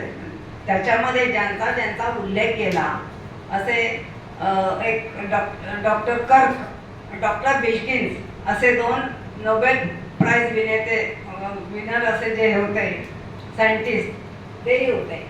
तेव्हा त्यांच्याकडे त्यांनी या प्रती पाठवल्या आणि एक प्रत त्यांनी रोझलिंडच्या भावाला पाठवली, कारण ती तेव्हा हयात नव्हती. त्याच्यातलं हे सगळं वाचून ते सगळे चिडले आणि सगळं चुकीचं लिहिलं होतं आणि सगळं तिचं श्रेय त्यांनी घेतलं होतं. आणि त्यांनी मग प्रकाशकाला धमकी दिली की हे पुस्तक जर तू छापलं तर आम्ही कोर्टात जाऊ. आणि मग वॉटसनला माघार घ्यावी लागली आणि तिचं श्रेय मग वेगळं पुस्तक त्यांनी लिहिलं. अशा तऱ्हेनं ते नंतर तिला मिळालं. दुसरी एक गोष्ट, लीज माइटनर ही पण सायंटिस्ट, तिने अणु विघटन बिंदू ह्याच्यावरती संशोधन केलं. पण ते संशोधन तिचं शेवटाला आलं त्यावेळेला दुसरं महायुद्ध सुरू झालं. ती मूळची ज्यू होती ऑस्ट्रियामधली, ती संशोधनासाठी जर्मनीला आली होती. आणि हिटलरचा छळछावणीचा हे सुरू झाल्यानंतर ती घाबरून देश सोडून गेली. मग तिचा जो सहसंशोधक होता ऑटो हान नावाचा, त्याने हे सगळं श्रेय स्वतः ढापलं. पुढे ते त्या संशोधनाला नोबेल प्राइज मिळालं, ते सुद्धा त्याने स्वतः लाटलं. गंमत म्हणा, दुर्दैव म्हणा, कुणी याच्या विरुद्ध आवाज उठवला नाही आणि तिचं श्रेय सगळं त्याने घेतलं. आणखीन एक सायंटिस्ट मार्गारेट बर्बीज, ती मूळची मार्गारेट पिची पूर्वाश्रमेची, ती खगोलशास्त्रज्ञ होती, इंग्लंडमध्ये राहणारी. तिने MA PhD केलं खगोलशास्त्रामध्ये आणि ती अमेरिकेला आली आणि अमेरिकेत माउंट विल्सन ऑब्झर्वेटरी इथे तिने प्रवेश घेतला. तर ती खगोलशास्त्रज्ञ, तिला दुर्बीण दिली नाही. खगोलशास्त्रज्ञाला दुर्बीण पाहिजे. तिथल्या अधिकाऱ्याने सांगितलं स्त्रियांना दुर्बिणी आम्ही देत नाही, फक्त पुरुष स्टुडंटना देतो. ती काय करणार, ती बाहेर आली. 1-2 वर्षात मग तिचा विवाह झाला. एक बर्बीज नावाचे ते पदार्थ विज्ञान शास्त्रज्ञ होते. नवऱ्याला तिने ही सगळी गोष्ट सांगितली. तो समंजस होता. त्याने काय केलं, चल म्हणाला आणि तिकडे त्याने सांगितलं मला संशोधन करायचं आहे आणि या माझ्या असिस्टंट आहेत. असं करून त्याने ती दुर्बीण मिळवली आणि तिने ती डॉक्टरेट त्याच्यात मिळवली. त्याने कुणाबरोबर केलं की काय आपले जयंत नार्लीकर त्यांच्याबरोबर त्यांनी पुढेही 2-3 संशोधनं केली आहेत. त्यांचे गुरु त्यांच्याबरोबर तिने ही डॉक्टरेट मिळवली ती. आणि मग मूळची लंडनची असल्यामुळे लंडनला जे रॉयल ग्रीनविच ऑब्झर्वेटरी आहे त्याचं डायरेक्टर तिला करण्यात आलं. असं ते समजलं जातं. तिथला जो खगोलशास्त्रज्ञ आहे तो सबंध लंडन मधला श्रेष्ठ असा मानला जातो. आणि तिला त्या पदावरच्या माणसाला राजघराण्यातून रॉयल टायटल दिलं जातं. काहीतरी खास राजेशाही बिरुद दिलं जातं. पण हे बिरुद, हे टायटल मार्गारेटला दिलं नाही. का? ती स्त्री होती म्हणून. ते टायटल तिच्या असिस्टंटला दिलं गेलं. आपल्या भारतातल्या पण काही गोष्टी तुम्हाला माहिती असतील की डॉक्टर कमला सोहनी, दुर्गाबाई भागवतांच्या भगिनी, या केमिस्ट्री हा विषय, रसायनशास्त्र विषय घेऊन युनिव्हर्सिटीत पहिल्या आल्या. आणि त्यांना इंडियन इन्स्टिट्यूट ऑफ सायन्समध्ये साऊथला मद्रासला प्रवेश हवा होता. पण त्यावेळेला CV रामन जे नोबेल प्राइज विजेते त्यांनी सांगितलं स्त्रियांना आम्ही परमिशन देत नाही. मग त्या लढाऊ वृत्तीच्या होत्या, त्यामुळे मी युनिव्हर्सिटीत सत्याग्रह करेन. मग शेवटी त्यांना प्रवेश द्यावा लागला आणि त्याने डॉक्टरेट मिळवली. आणि कुठेही त्यांना पदोन्नती दिली नाही. त्या स्त्री आहेत म्हणून त्या काम करत राहिल्या. आणि मग इंडियन न्यूट्रिशन लॅबोरेटरीच्या त्या उपसंचालिका झाल्या. संचालिका नाही, कारण हायेस्ट पद हे पुरुषांना द्यायचं असं ठरलेलं होतं. त्यामुळे जी बक्षिसं मिळाली ती सगळी त्या संचालकाला गेली. यांच्या नावाची होती. खरं पात्रता सगळ्या बाबतीत त्या त्यांच्यापेक्षा जास्त पात्र असून सुद्धा. दुर्गाबाईंच्या बाबतीत ते असंच झालं. त्यांना बनारसला BA MA राज्यशास्त्र विषय घेऊन करायचा होता. मग त्यावेळेला मदन मोहन मालवीय हे कुलगुरू होते. त्यांनी परवानगी दिली नाही. ते म्हणाले राज्यशास्त्र हा स्त्रीचा विषय नाही, तू दुसरा विषय घे. पण दुर्गाबाई ऐकणाऱ्या नव्हत्या. त्यांनी झगडून तो विषय मिळवला आणि त्याच्यात त्याने डॉक्टरेट मिळवली. स्नेहलता देशमुख आपल्या मुंबई विद्यापीठाच्या कुलगुरू होत्या.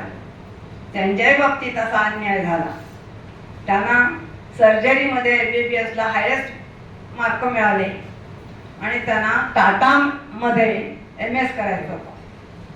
पण त्यांना परवानगी दिली नाही. काय सांगितलं? महिलांसाठी राहायला आमच्याकडे जागा नाही. त्या म्हणाल्या ठीक आहे, मी नर्सेस क्वार्टर्समध्ये राहते, पण मला द्या. तरी त्यांना दिलं नाही. शेवटी त्यांनी पेडियाट्रिशियनमध्ये बालचिकित्सा याच्यामध्ये प्रावीण्य मिळवलं आणि त्या क्षेत्रातल्या त्या पहिल्या महिला डॉक्टर आहेत. असं हे स्त्रियांवरची अन्याय आपल्या देशात झाले असं नाही, इतरही बऱ्याच देशामध्ये झालेले आहेत. सुधामूर्तीच्या बाबतीत तुम्हाला माहिती बऱ्याच केसेस अशा आहेत. मी थोड्या अशा तुम्हाला उदाहरणं म्हणून दिली. जरी या सर्व शास्त्रकारांनी असं स्त्रिया मेजॉरिटी बहुसंख्याने जे स्त्री विरुद्ध लिहिलं तरी काही शास्त्रकारांनी स्त्रीच्या बद्दल चांगले उद्गार काढलेले आहेत. तिच्याबद्दल चांगले नियम केलेले आहेत. स्त्री ही पुरुषापेक्षा श्रेष्ठ आहे. सहनशीलता, चिकाटी आणि त्याग या गोष्टीमध्ये पुरुषांपेक्षा ती श्रेष्ठ आहे असं त्यांनी मानलेलं आहे. आणि काही जणांनी नियम पण केले की जर स्त्रीवरती बळजबरी केली तर तिला मृत्यूदंड आहे.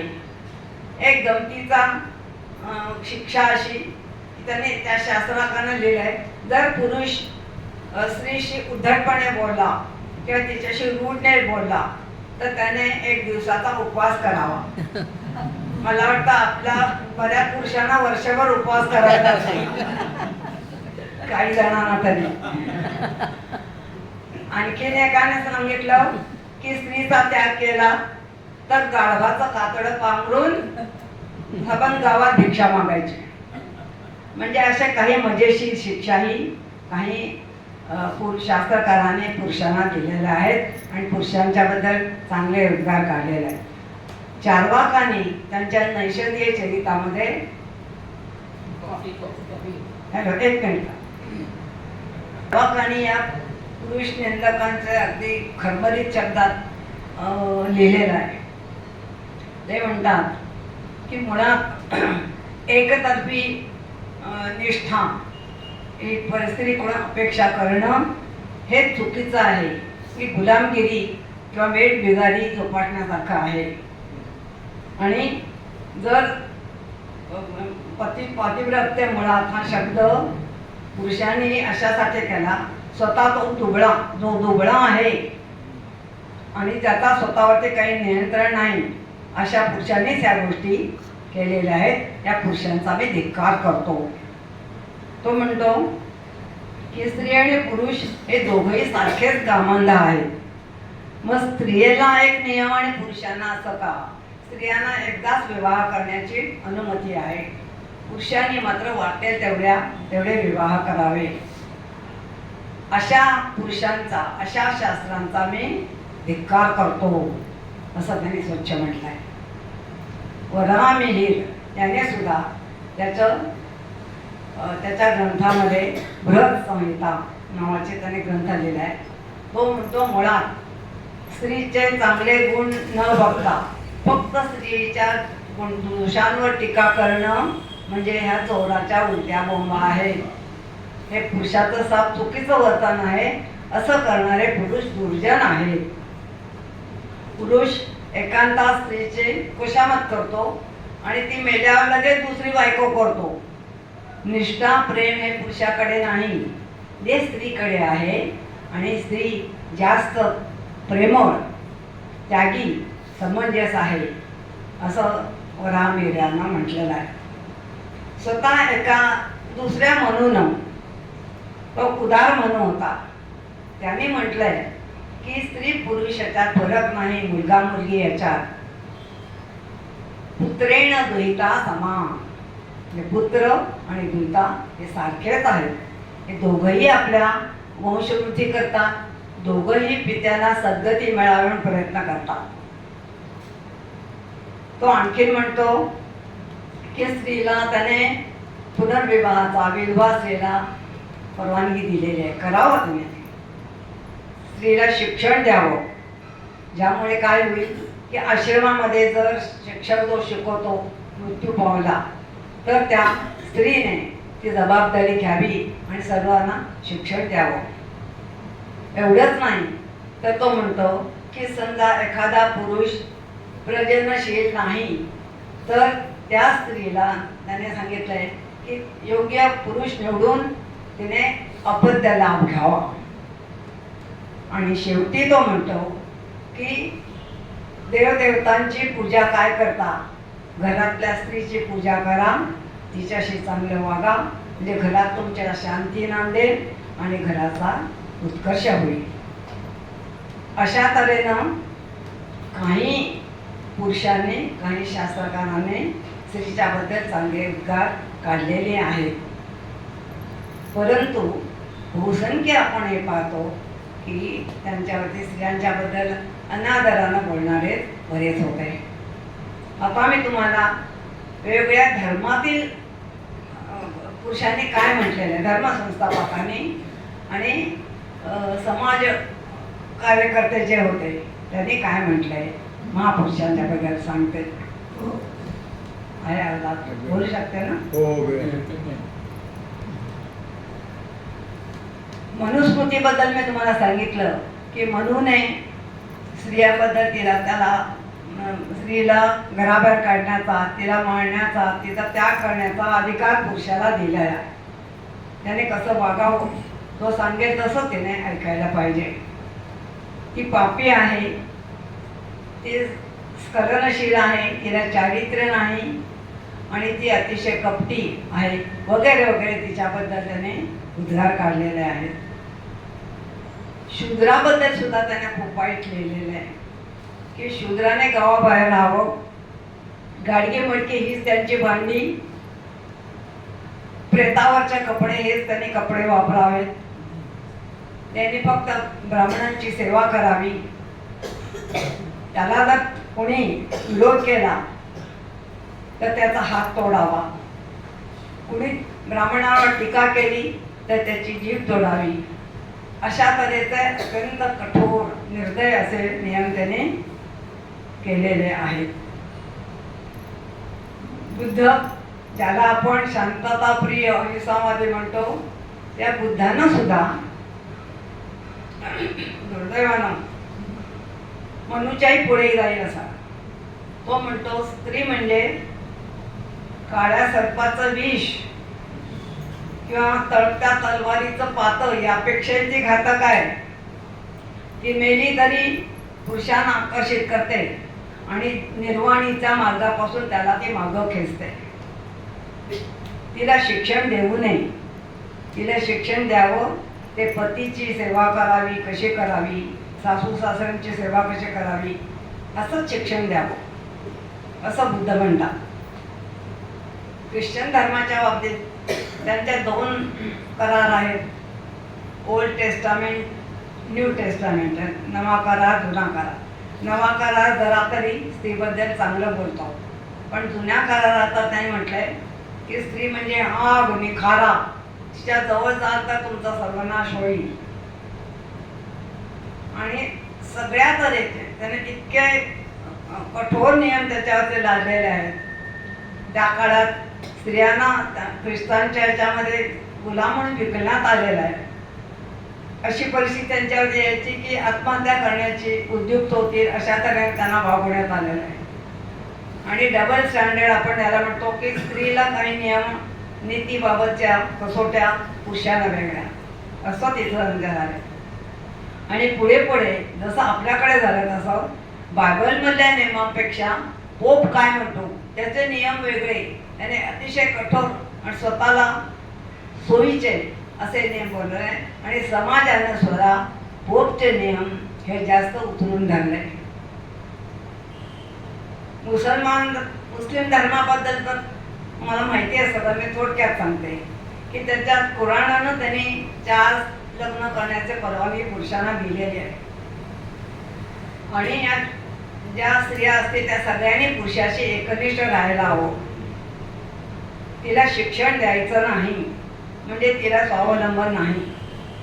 त्यांच्यात एक असा कलाम नियम आहे की जर पुरुषाने भर रस्त्यात जर स्त्रीला मारलं, तिच्यावर अत्याचार केले, तिला ठार मारलं किंवा काही त्रास दिला तर त्याला मृत्यूदंडाची शिक्षा आहे किंवा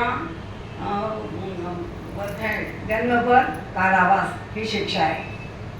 पण गंमत अशी, ह्याच सगळ्या गोष्टी त्याने जर घरात केल्या, 4 भिंतीच्या आड केल्या तर त्याला कोणतीही शिक्षा नाही. मुस्लिम स्त्री पतीने शारीरिक किंवा मानसिक छळ केला म्हणून कोर्टात जाऊ शकत नाही, कारण त्यांच्या कुराणातच त्यांनी म्हटलं हे मारण्याचे, त्रास देण्याचे अधिकार पुरुषांना दिलेले आहेत. त्यामुळे तिला न्याय मिळतच नाही. त्यामुळे ते इतक्या धर्माचा अभ्यास केला. मला नवल वाटलं, स्वतः मोहम्मद पैगंबराने 9 बायका केल्या आणि 9वी स्त्री होती ती कोण, तर त्याचा एक दत्तक पुत्र होता. त्या मुलाने आपल्या ज्या मुलीला, ज्या बायकोला तलाक दिला, तिच्याशी मोहम्मद पैगंबराने लग्न केलं. ते त्याचे वेगवेगळे समर्थन करतात, या कारणासाठी त्या कारण कुठल्याही कारणाने, कोणत्याही धर्मात नाही. आणि मला एक अभिमान वाटतो, आनंद वाटतो, आमचा हिंदू धर्मच असा आहे की आम्ही कधी तलवारीच्या जोरावर आमच्या धर्माचा प्रसार केला नाही. अत्यंत सहिष्णू, अत्यंत मोठ्या मनाचा असा आपला हा धर्म आहे. दुर्दैवानं त्याच्यात काही वेगळे असे नियम आले गेले, काही शास्त्रकारांनी वेगळे चुकीचे केले, स्त्रियांना खूप दुःख भोगावं लागलं, पण तरी सुद्धा एकूण इतर धर्मांची तुलना करता आपला धर्म खरोखरच, मी फक्त माझा धर्म आहे मी म्हणत नाही, खरोखरच अभ्यासल्यानंतर लक्षात येतं. आणि त्या सर्व धर्माहून हिंदू धर्मापेक्षाही मला वाटतो मानवता हा धर्म हाच खरा श्रेष्ठ धर्म आहे. मुळात धर्माची व्याख्याच अशी आहे की जो धर्म कुणाचंही नुकसान करत नाही, कुणालाही दुःख देत नाही, तो खरा धर्म आहे. हे धर्मसंस्थापकांच्या बद्दल झालं. आपल्या देशामध्ये त्यावेळेला सतीसारखी प्रथा होती, जरठबाला विवाह होत होते, विधवेला विवाहाचा हे नव्हता. त्या काळात ब्रिटिश आले, ब्रिटिशांनी शिक्षण दिलं आणि त्या शिक्षणाचा फार चांगला परिणाम झाला, प्रसार केला. आणि त्यामुळे आपल्या पुरुषातील काही जे संवेदनशील होते, समंजस होते, त्यांना शिक्षणामुळे जाण आली, अरे हे कसले आउटडेटेड कालबाह्य दुष्ट क्रूर असे आपण ह्या रूढी पाळतो, हे चुकीचं आहे. आणि या सर्व रूढींचं उच्चाटन झाल्याशिवाय आपल्या देशाची प्रगती होणार नाही, हे या पुरुषांच्या लक्षात आलं. काही लोक कोण होते ते, बरेच जण होते. काय सांगते, दयानंद सरस्वती, महादेव गोविंद रानडे, महर्षी धोंडो केशव कर्वे, रघुनाथ कर्वे, ज्योतिबा फुले, विठ्ठल रामजी शिंदे, डॉक्टर आंबेडकर, महात्मा गांधी, विनोबा भावे, बरेच जण आहेत. त्यात काही स्त्रियाही होत्या. पण आज हा पुरुषांचा दृष्टिकोन हा विषय माझा असल्यामुळे ज्याला रमाबाई रानडेने सेवा सदन सुरू केलं, पंडिता रमाबाईने पण खूप काम केलं आहे, अनुताई वाघ सारख्या स्त्रियांनी हे केलेलं आहे. तर यातल्या सर्व या समाजसेवकांच्या बद्दल थोडक्यात सांगते. विनोबा भावेंनी असं म्हटलेलं आहे, स्त्री पुरुष हा जो भेद आहे तो बाह्यता आहे. नीतिदृष्ट्या दोघंही सारखे आहेत, बौद्धिकदृष्ट्याही दोघांची पात्रता सारखी आहे. आणि राजकीय, कौटुंबिक, सामाजिक अधिकार आणि कर्तव्य जशी पुरुषांची आहेत तशी स्त्रियांची आहेत. या दोघांनी सारखं शिक्षण दिलं पाहिजे, एकत्र दिलं पाहिजे, आणि तरच त्यांच्यामध्ये समंजसपणा, एक समाजामध्ये प्रगल्भपणा येऊ शकेल. स्वामी विवेकानंदांनी म्हटलंय की स्त्रीला शिक्षण दिलं पाहिजे. स्वामींच्या काही विचारांची गंमत वाटते. ते म्हणतात तिला शिक्षण द्यावं, पण तिला वेगळं शिक्षण द्यावं. तिला पुरुषांनी पुरुष शिक्षक असता कामा नये, आणि गृहकृत्याला आवश्यक अशी जे फक्त ते शिक्षण तिला द्यावं. विधवा विवाहाबद्दल ते म्हणतात की आपल्याकडे जे सांगितलं जातं विधवेची तेवढी काय वाईट स्थिती नाही. बंगालमध्ये तेव्हा तिला पतीचा संपत्ती मिळायची. ते म्हणतात त्याच्याकडे भरपूर पैसा असतो. आणि आपल्या समाजामध्ये पुरुष संख्या कमी आहे आणि स्त्रिया जास्त आहेत. तर ते विधवांना म्हणतात की तुम्ही एकदा लग्नाचा अनुभव घेतलात ना, आता ज्या कुमारिका आहेत त्यांना लग्न करून द्या. मुळात लग्न वाईटच, कशाला करता, त्यापेक्षा देवाची पूजा अर्चा करा, ते पुण्य मिळवा. पुरुषाच्या मानवी माणसाच्या मागे लागून तुम्हाला काय मिळणार आहे. अर्थात स्वतः ते संन्यासी असल्यामुळे त्यांचा विवाहाबद्दल वेगळा दृष्टिकोन असेल. पण कुठेही स्वामी स्त्रीबद्दल अनादरानं बोलत नाहीत, तिच्याबद्दल आदरानेच बोलतात. महर्षी धोंडो केशव कर्वे, काय त्यांच्याबद्दल बोलावं.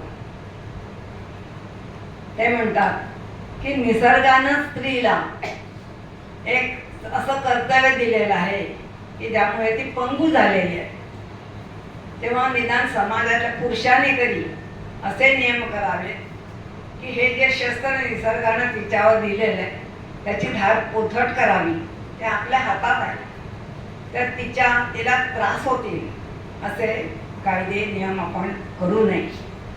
आणि म्हणून त्याने त्यांच्या आश्रमामध्ये ज्या विशेषतः बालविधवा असायच्या, ज्यांचा घरी प्रचंड छळ व्हायचा, तो आश्रमात आल्यानंतर त्या छळातून त्यांची मुक्तता झाली. त्यांना शिकण्याचा आनंद मिळाला, त्या स्वावलंबी झाल्या आणि त्याच्यापैकी बऱ्याच जणींनी समाजकार्य केलं. अनुताई वाघ एक त्याच्यापैकी आहेत. आणि मला वाटतं RSSच्या कोणी आठवले म्हणून आहेत महिला, ज्या लंडनला गेल्या आणि हिंगण्यासाठी आश्रमासाठी त्यांनी निधी जमवलेला आहे.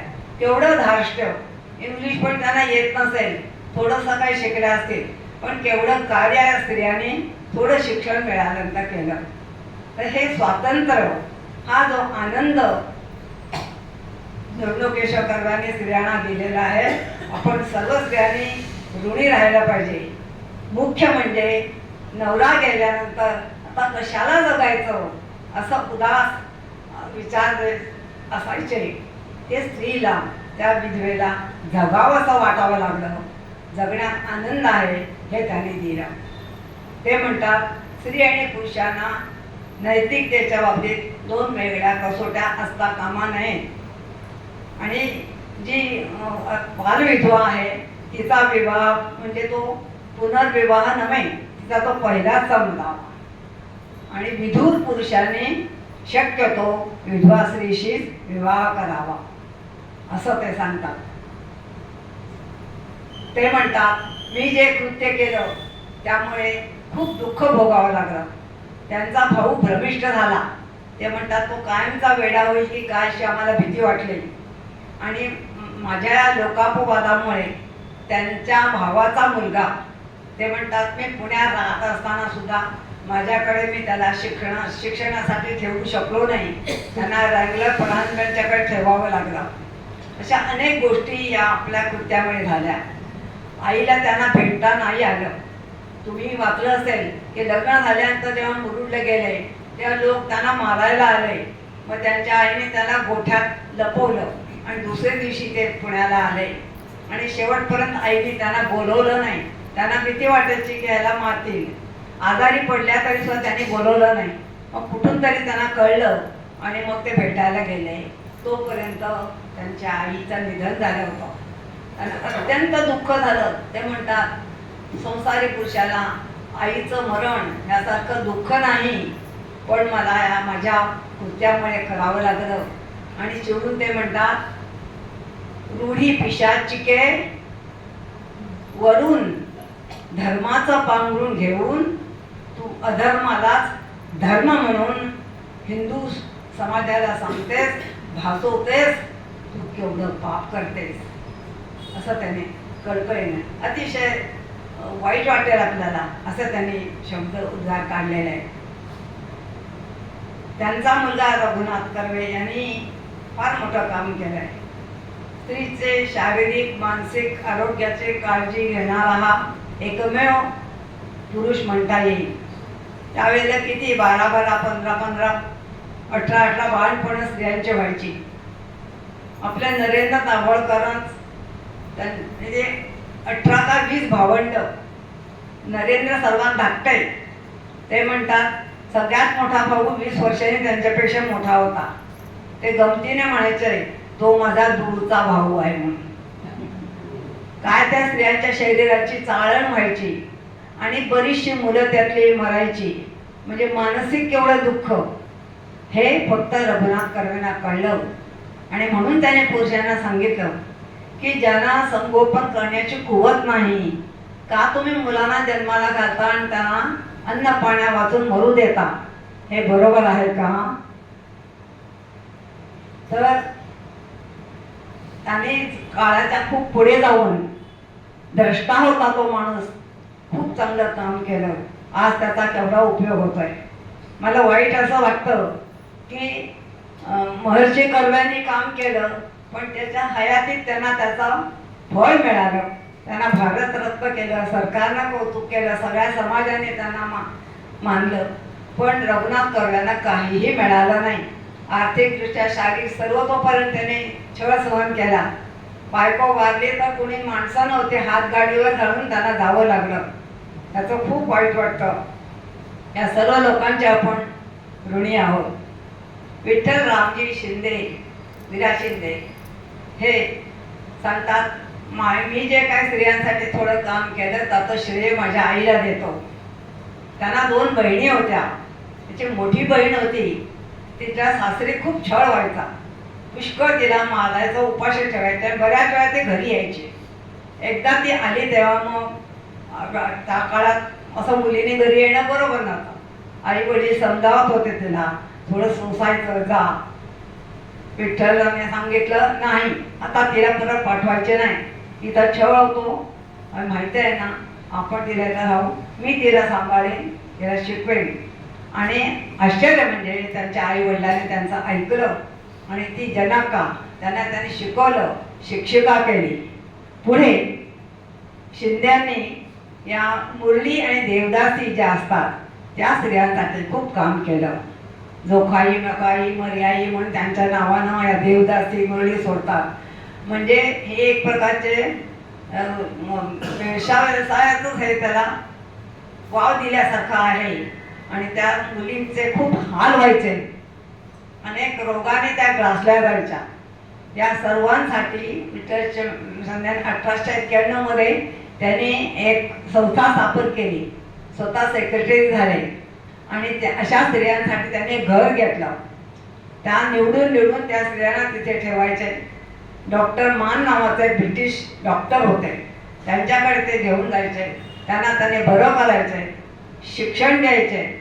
त्यांना कित्येक जणींची त्यांनी लग्न करून दिली, त्यांना नोकऱ्या मिळवून दिल्या. आणि एक स्त्री तर तिची इतकी ती रोगाने ग्रासली होती की डॉक्टर मान म्हणाले, इतर त्या स्त्रियांच्या बरोबर तिला ठेवू नका, त्यांना इन्फेक्शन होईल. मग आता तिला ठेवायचं कुठे? मग त्यांनी एक खोली घेतली आणि तिच्याबरोबर जनका राहिली, त्यांची मोठी बहीण. तिला आंघोळ घालायची, तिला सगळं औषधं द्यायची. तिला त्यांनी बरी केली, शिकवली. पुढे तिचं लग्नही राहून गेलं. असं कितीतरी स्त्रियांचा त्यांनी उद्धार केला आणि त्यांना मार्गाला लावलं. अर्थात त्यांना पुष्कळ त्रास सहन करावा लागला, लोकांच्या शिव्याशाप, निंदा ऐकावी लागली, पण तरी त्यांनी आपलं काम नेटानं हे केलं. ज्योतिबा फुलेने पण स्त्रियांसाठी शिक्षणासाठी काम केले. त्यांनी आणि त्यांच्या पत्नीने. हे सगळं तुम्हाला मी त्यात जास्त सांगत नाही. डॉक्टर आंबेडकर पण असं म्हणतात की कोणत्याही दुःखाचं मूळ हे अज्ञान आहे आणि म्हणून हे ज्ञान घालवण्यासाठी शिक्षण देणं आवश्यक आहे. तर या स्त्रियांना सगळं शिक्षण देणं हे गरजेचं आहे. म्हणजे शिक्षण आल्यानंतर प्रतिकार करण्याचं भान आणि धैर्य त्यांच्यात येतं. तर या सर्व लोकांनी जे कार्य केलेलं आहे, खरोखर आम्ही स्त्रियांनी, सर्व समाजाने म्हणावं, पण विशेषतः स्त्रियांनी त्यांचं कायम ऋणी राहायला हवं. आगरकरांनी असं म्हटलंय की ज्यावेळेला संमती विवाह कायद्यात तो आहे, तो लोकमान्य टिळक म्हणाले की लोक धर्मामुळे मान्य करणार नाही संमती कायदा. तर आपण असं करू की जनमत घेऊया आणि ठरवूया. असं त्याने केसरीमध्ये 20 जानेवारी 1891च्या केसरीमध्ये लिहिलं. आगरकर म्हणाले, आपले 20 कोटी लोक ते काय जनमत देणार, कसं करणार? जे हिताचं आहे आणि जे लोक करायला तयार नाहीत ते बिनदक्कतपणे तुम्ही त्याचा कायदा करून टाका. असं बरेच हे लोक होते. लोकहितवादीने म्हटलंय की विधवांचा पुनर्विवाह म्हणजे तो अधर्म आहे, असं काही ब्राह्मणांनी केलं, त्यामुळे विवाह करता येणार नाही. लोकहितवादी म्हणाले, हो तर मग खुशाल तो अधर्म करा. फार फार तर काय होईल, ब्राह्मणाने ऑलरेडी पुष्कळ अधर्म केले, त्याच्यात एकाची भर पडेल. पण स्त्रियांचा पुनर्विवाह, विधवा स्त्रियांचा पुनर्विवाह करायला पाहिजे.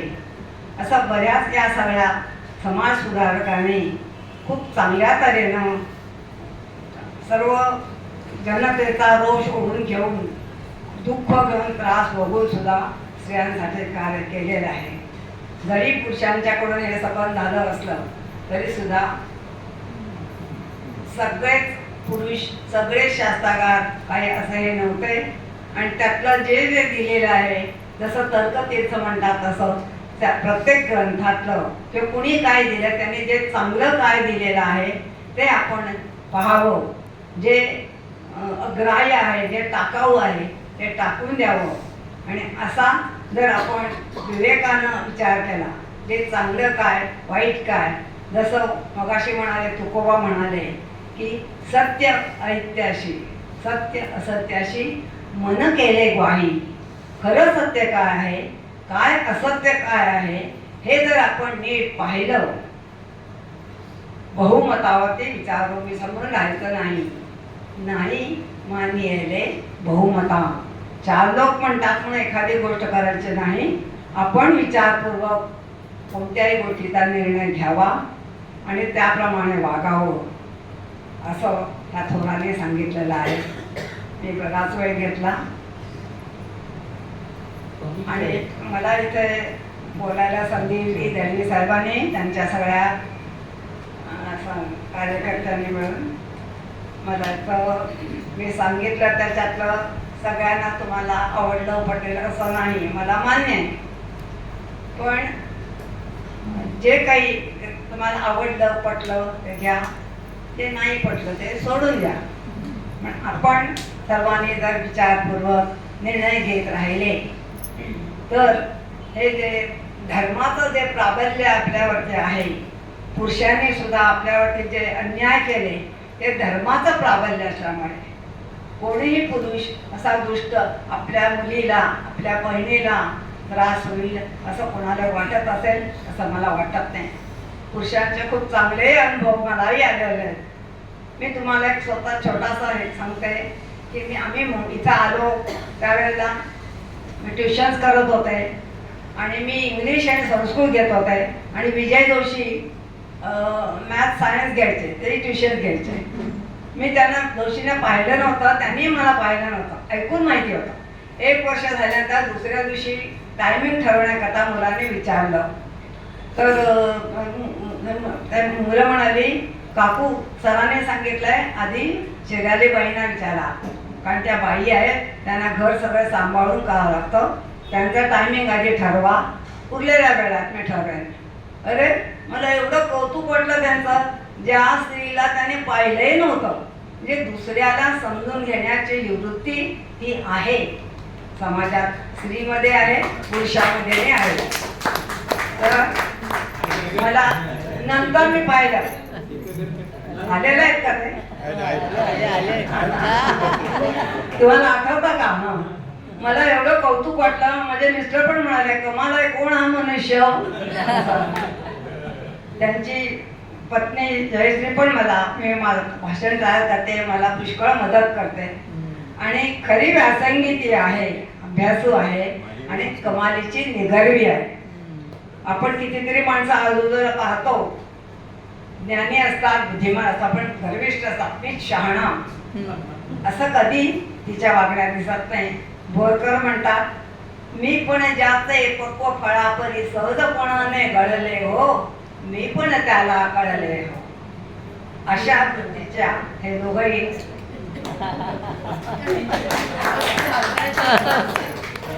माझे चांगले मित्र आहेत. तुम्हा सर्वांचं मी आभार मानते जे मी बोलले आणि बराच वेळ तुमचा घेतला. पुन्हा एक वार धन्यवाद.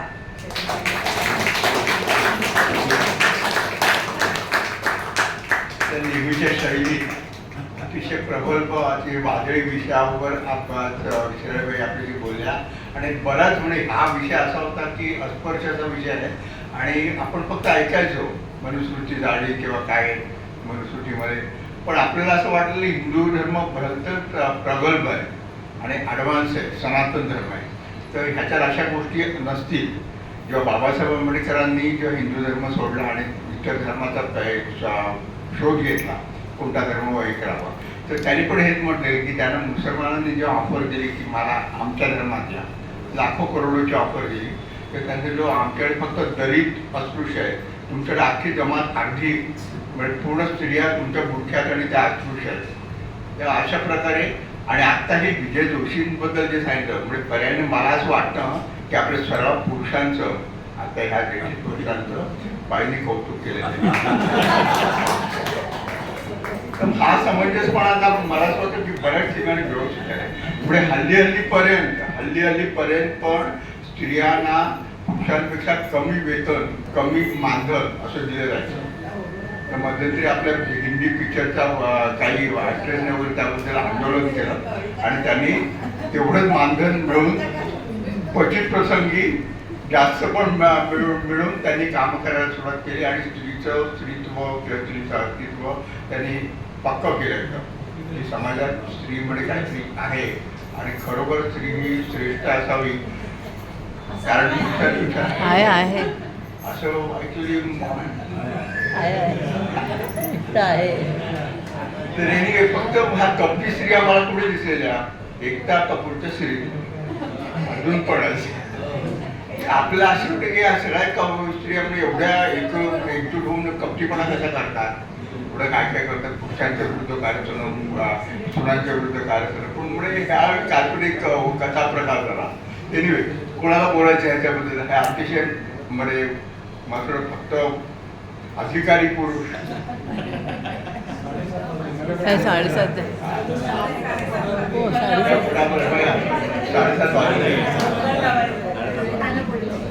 हॅलो, मला आणखीन एक छोटासा प्रसंग सांगायचा आहे की माझ्या मिस्टरांचं निधन झाल्यानंतर मला डेथ सर्टिफिकेट मिळवायचं होतं आणि जरा लवकर मिळालं तर हवं होतं.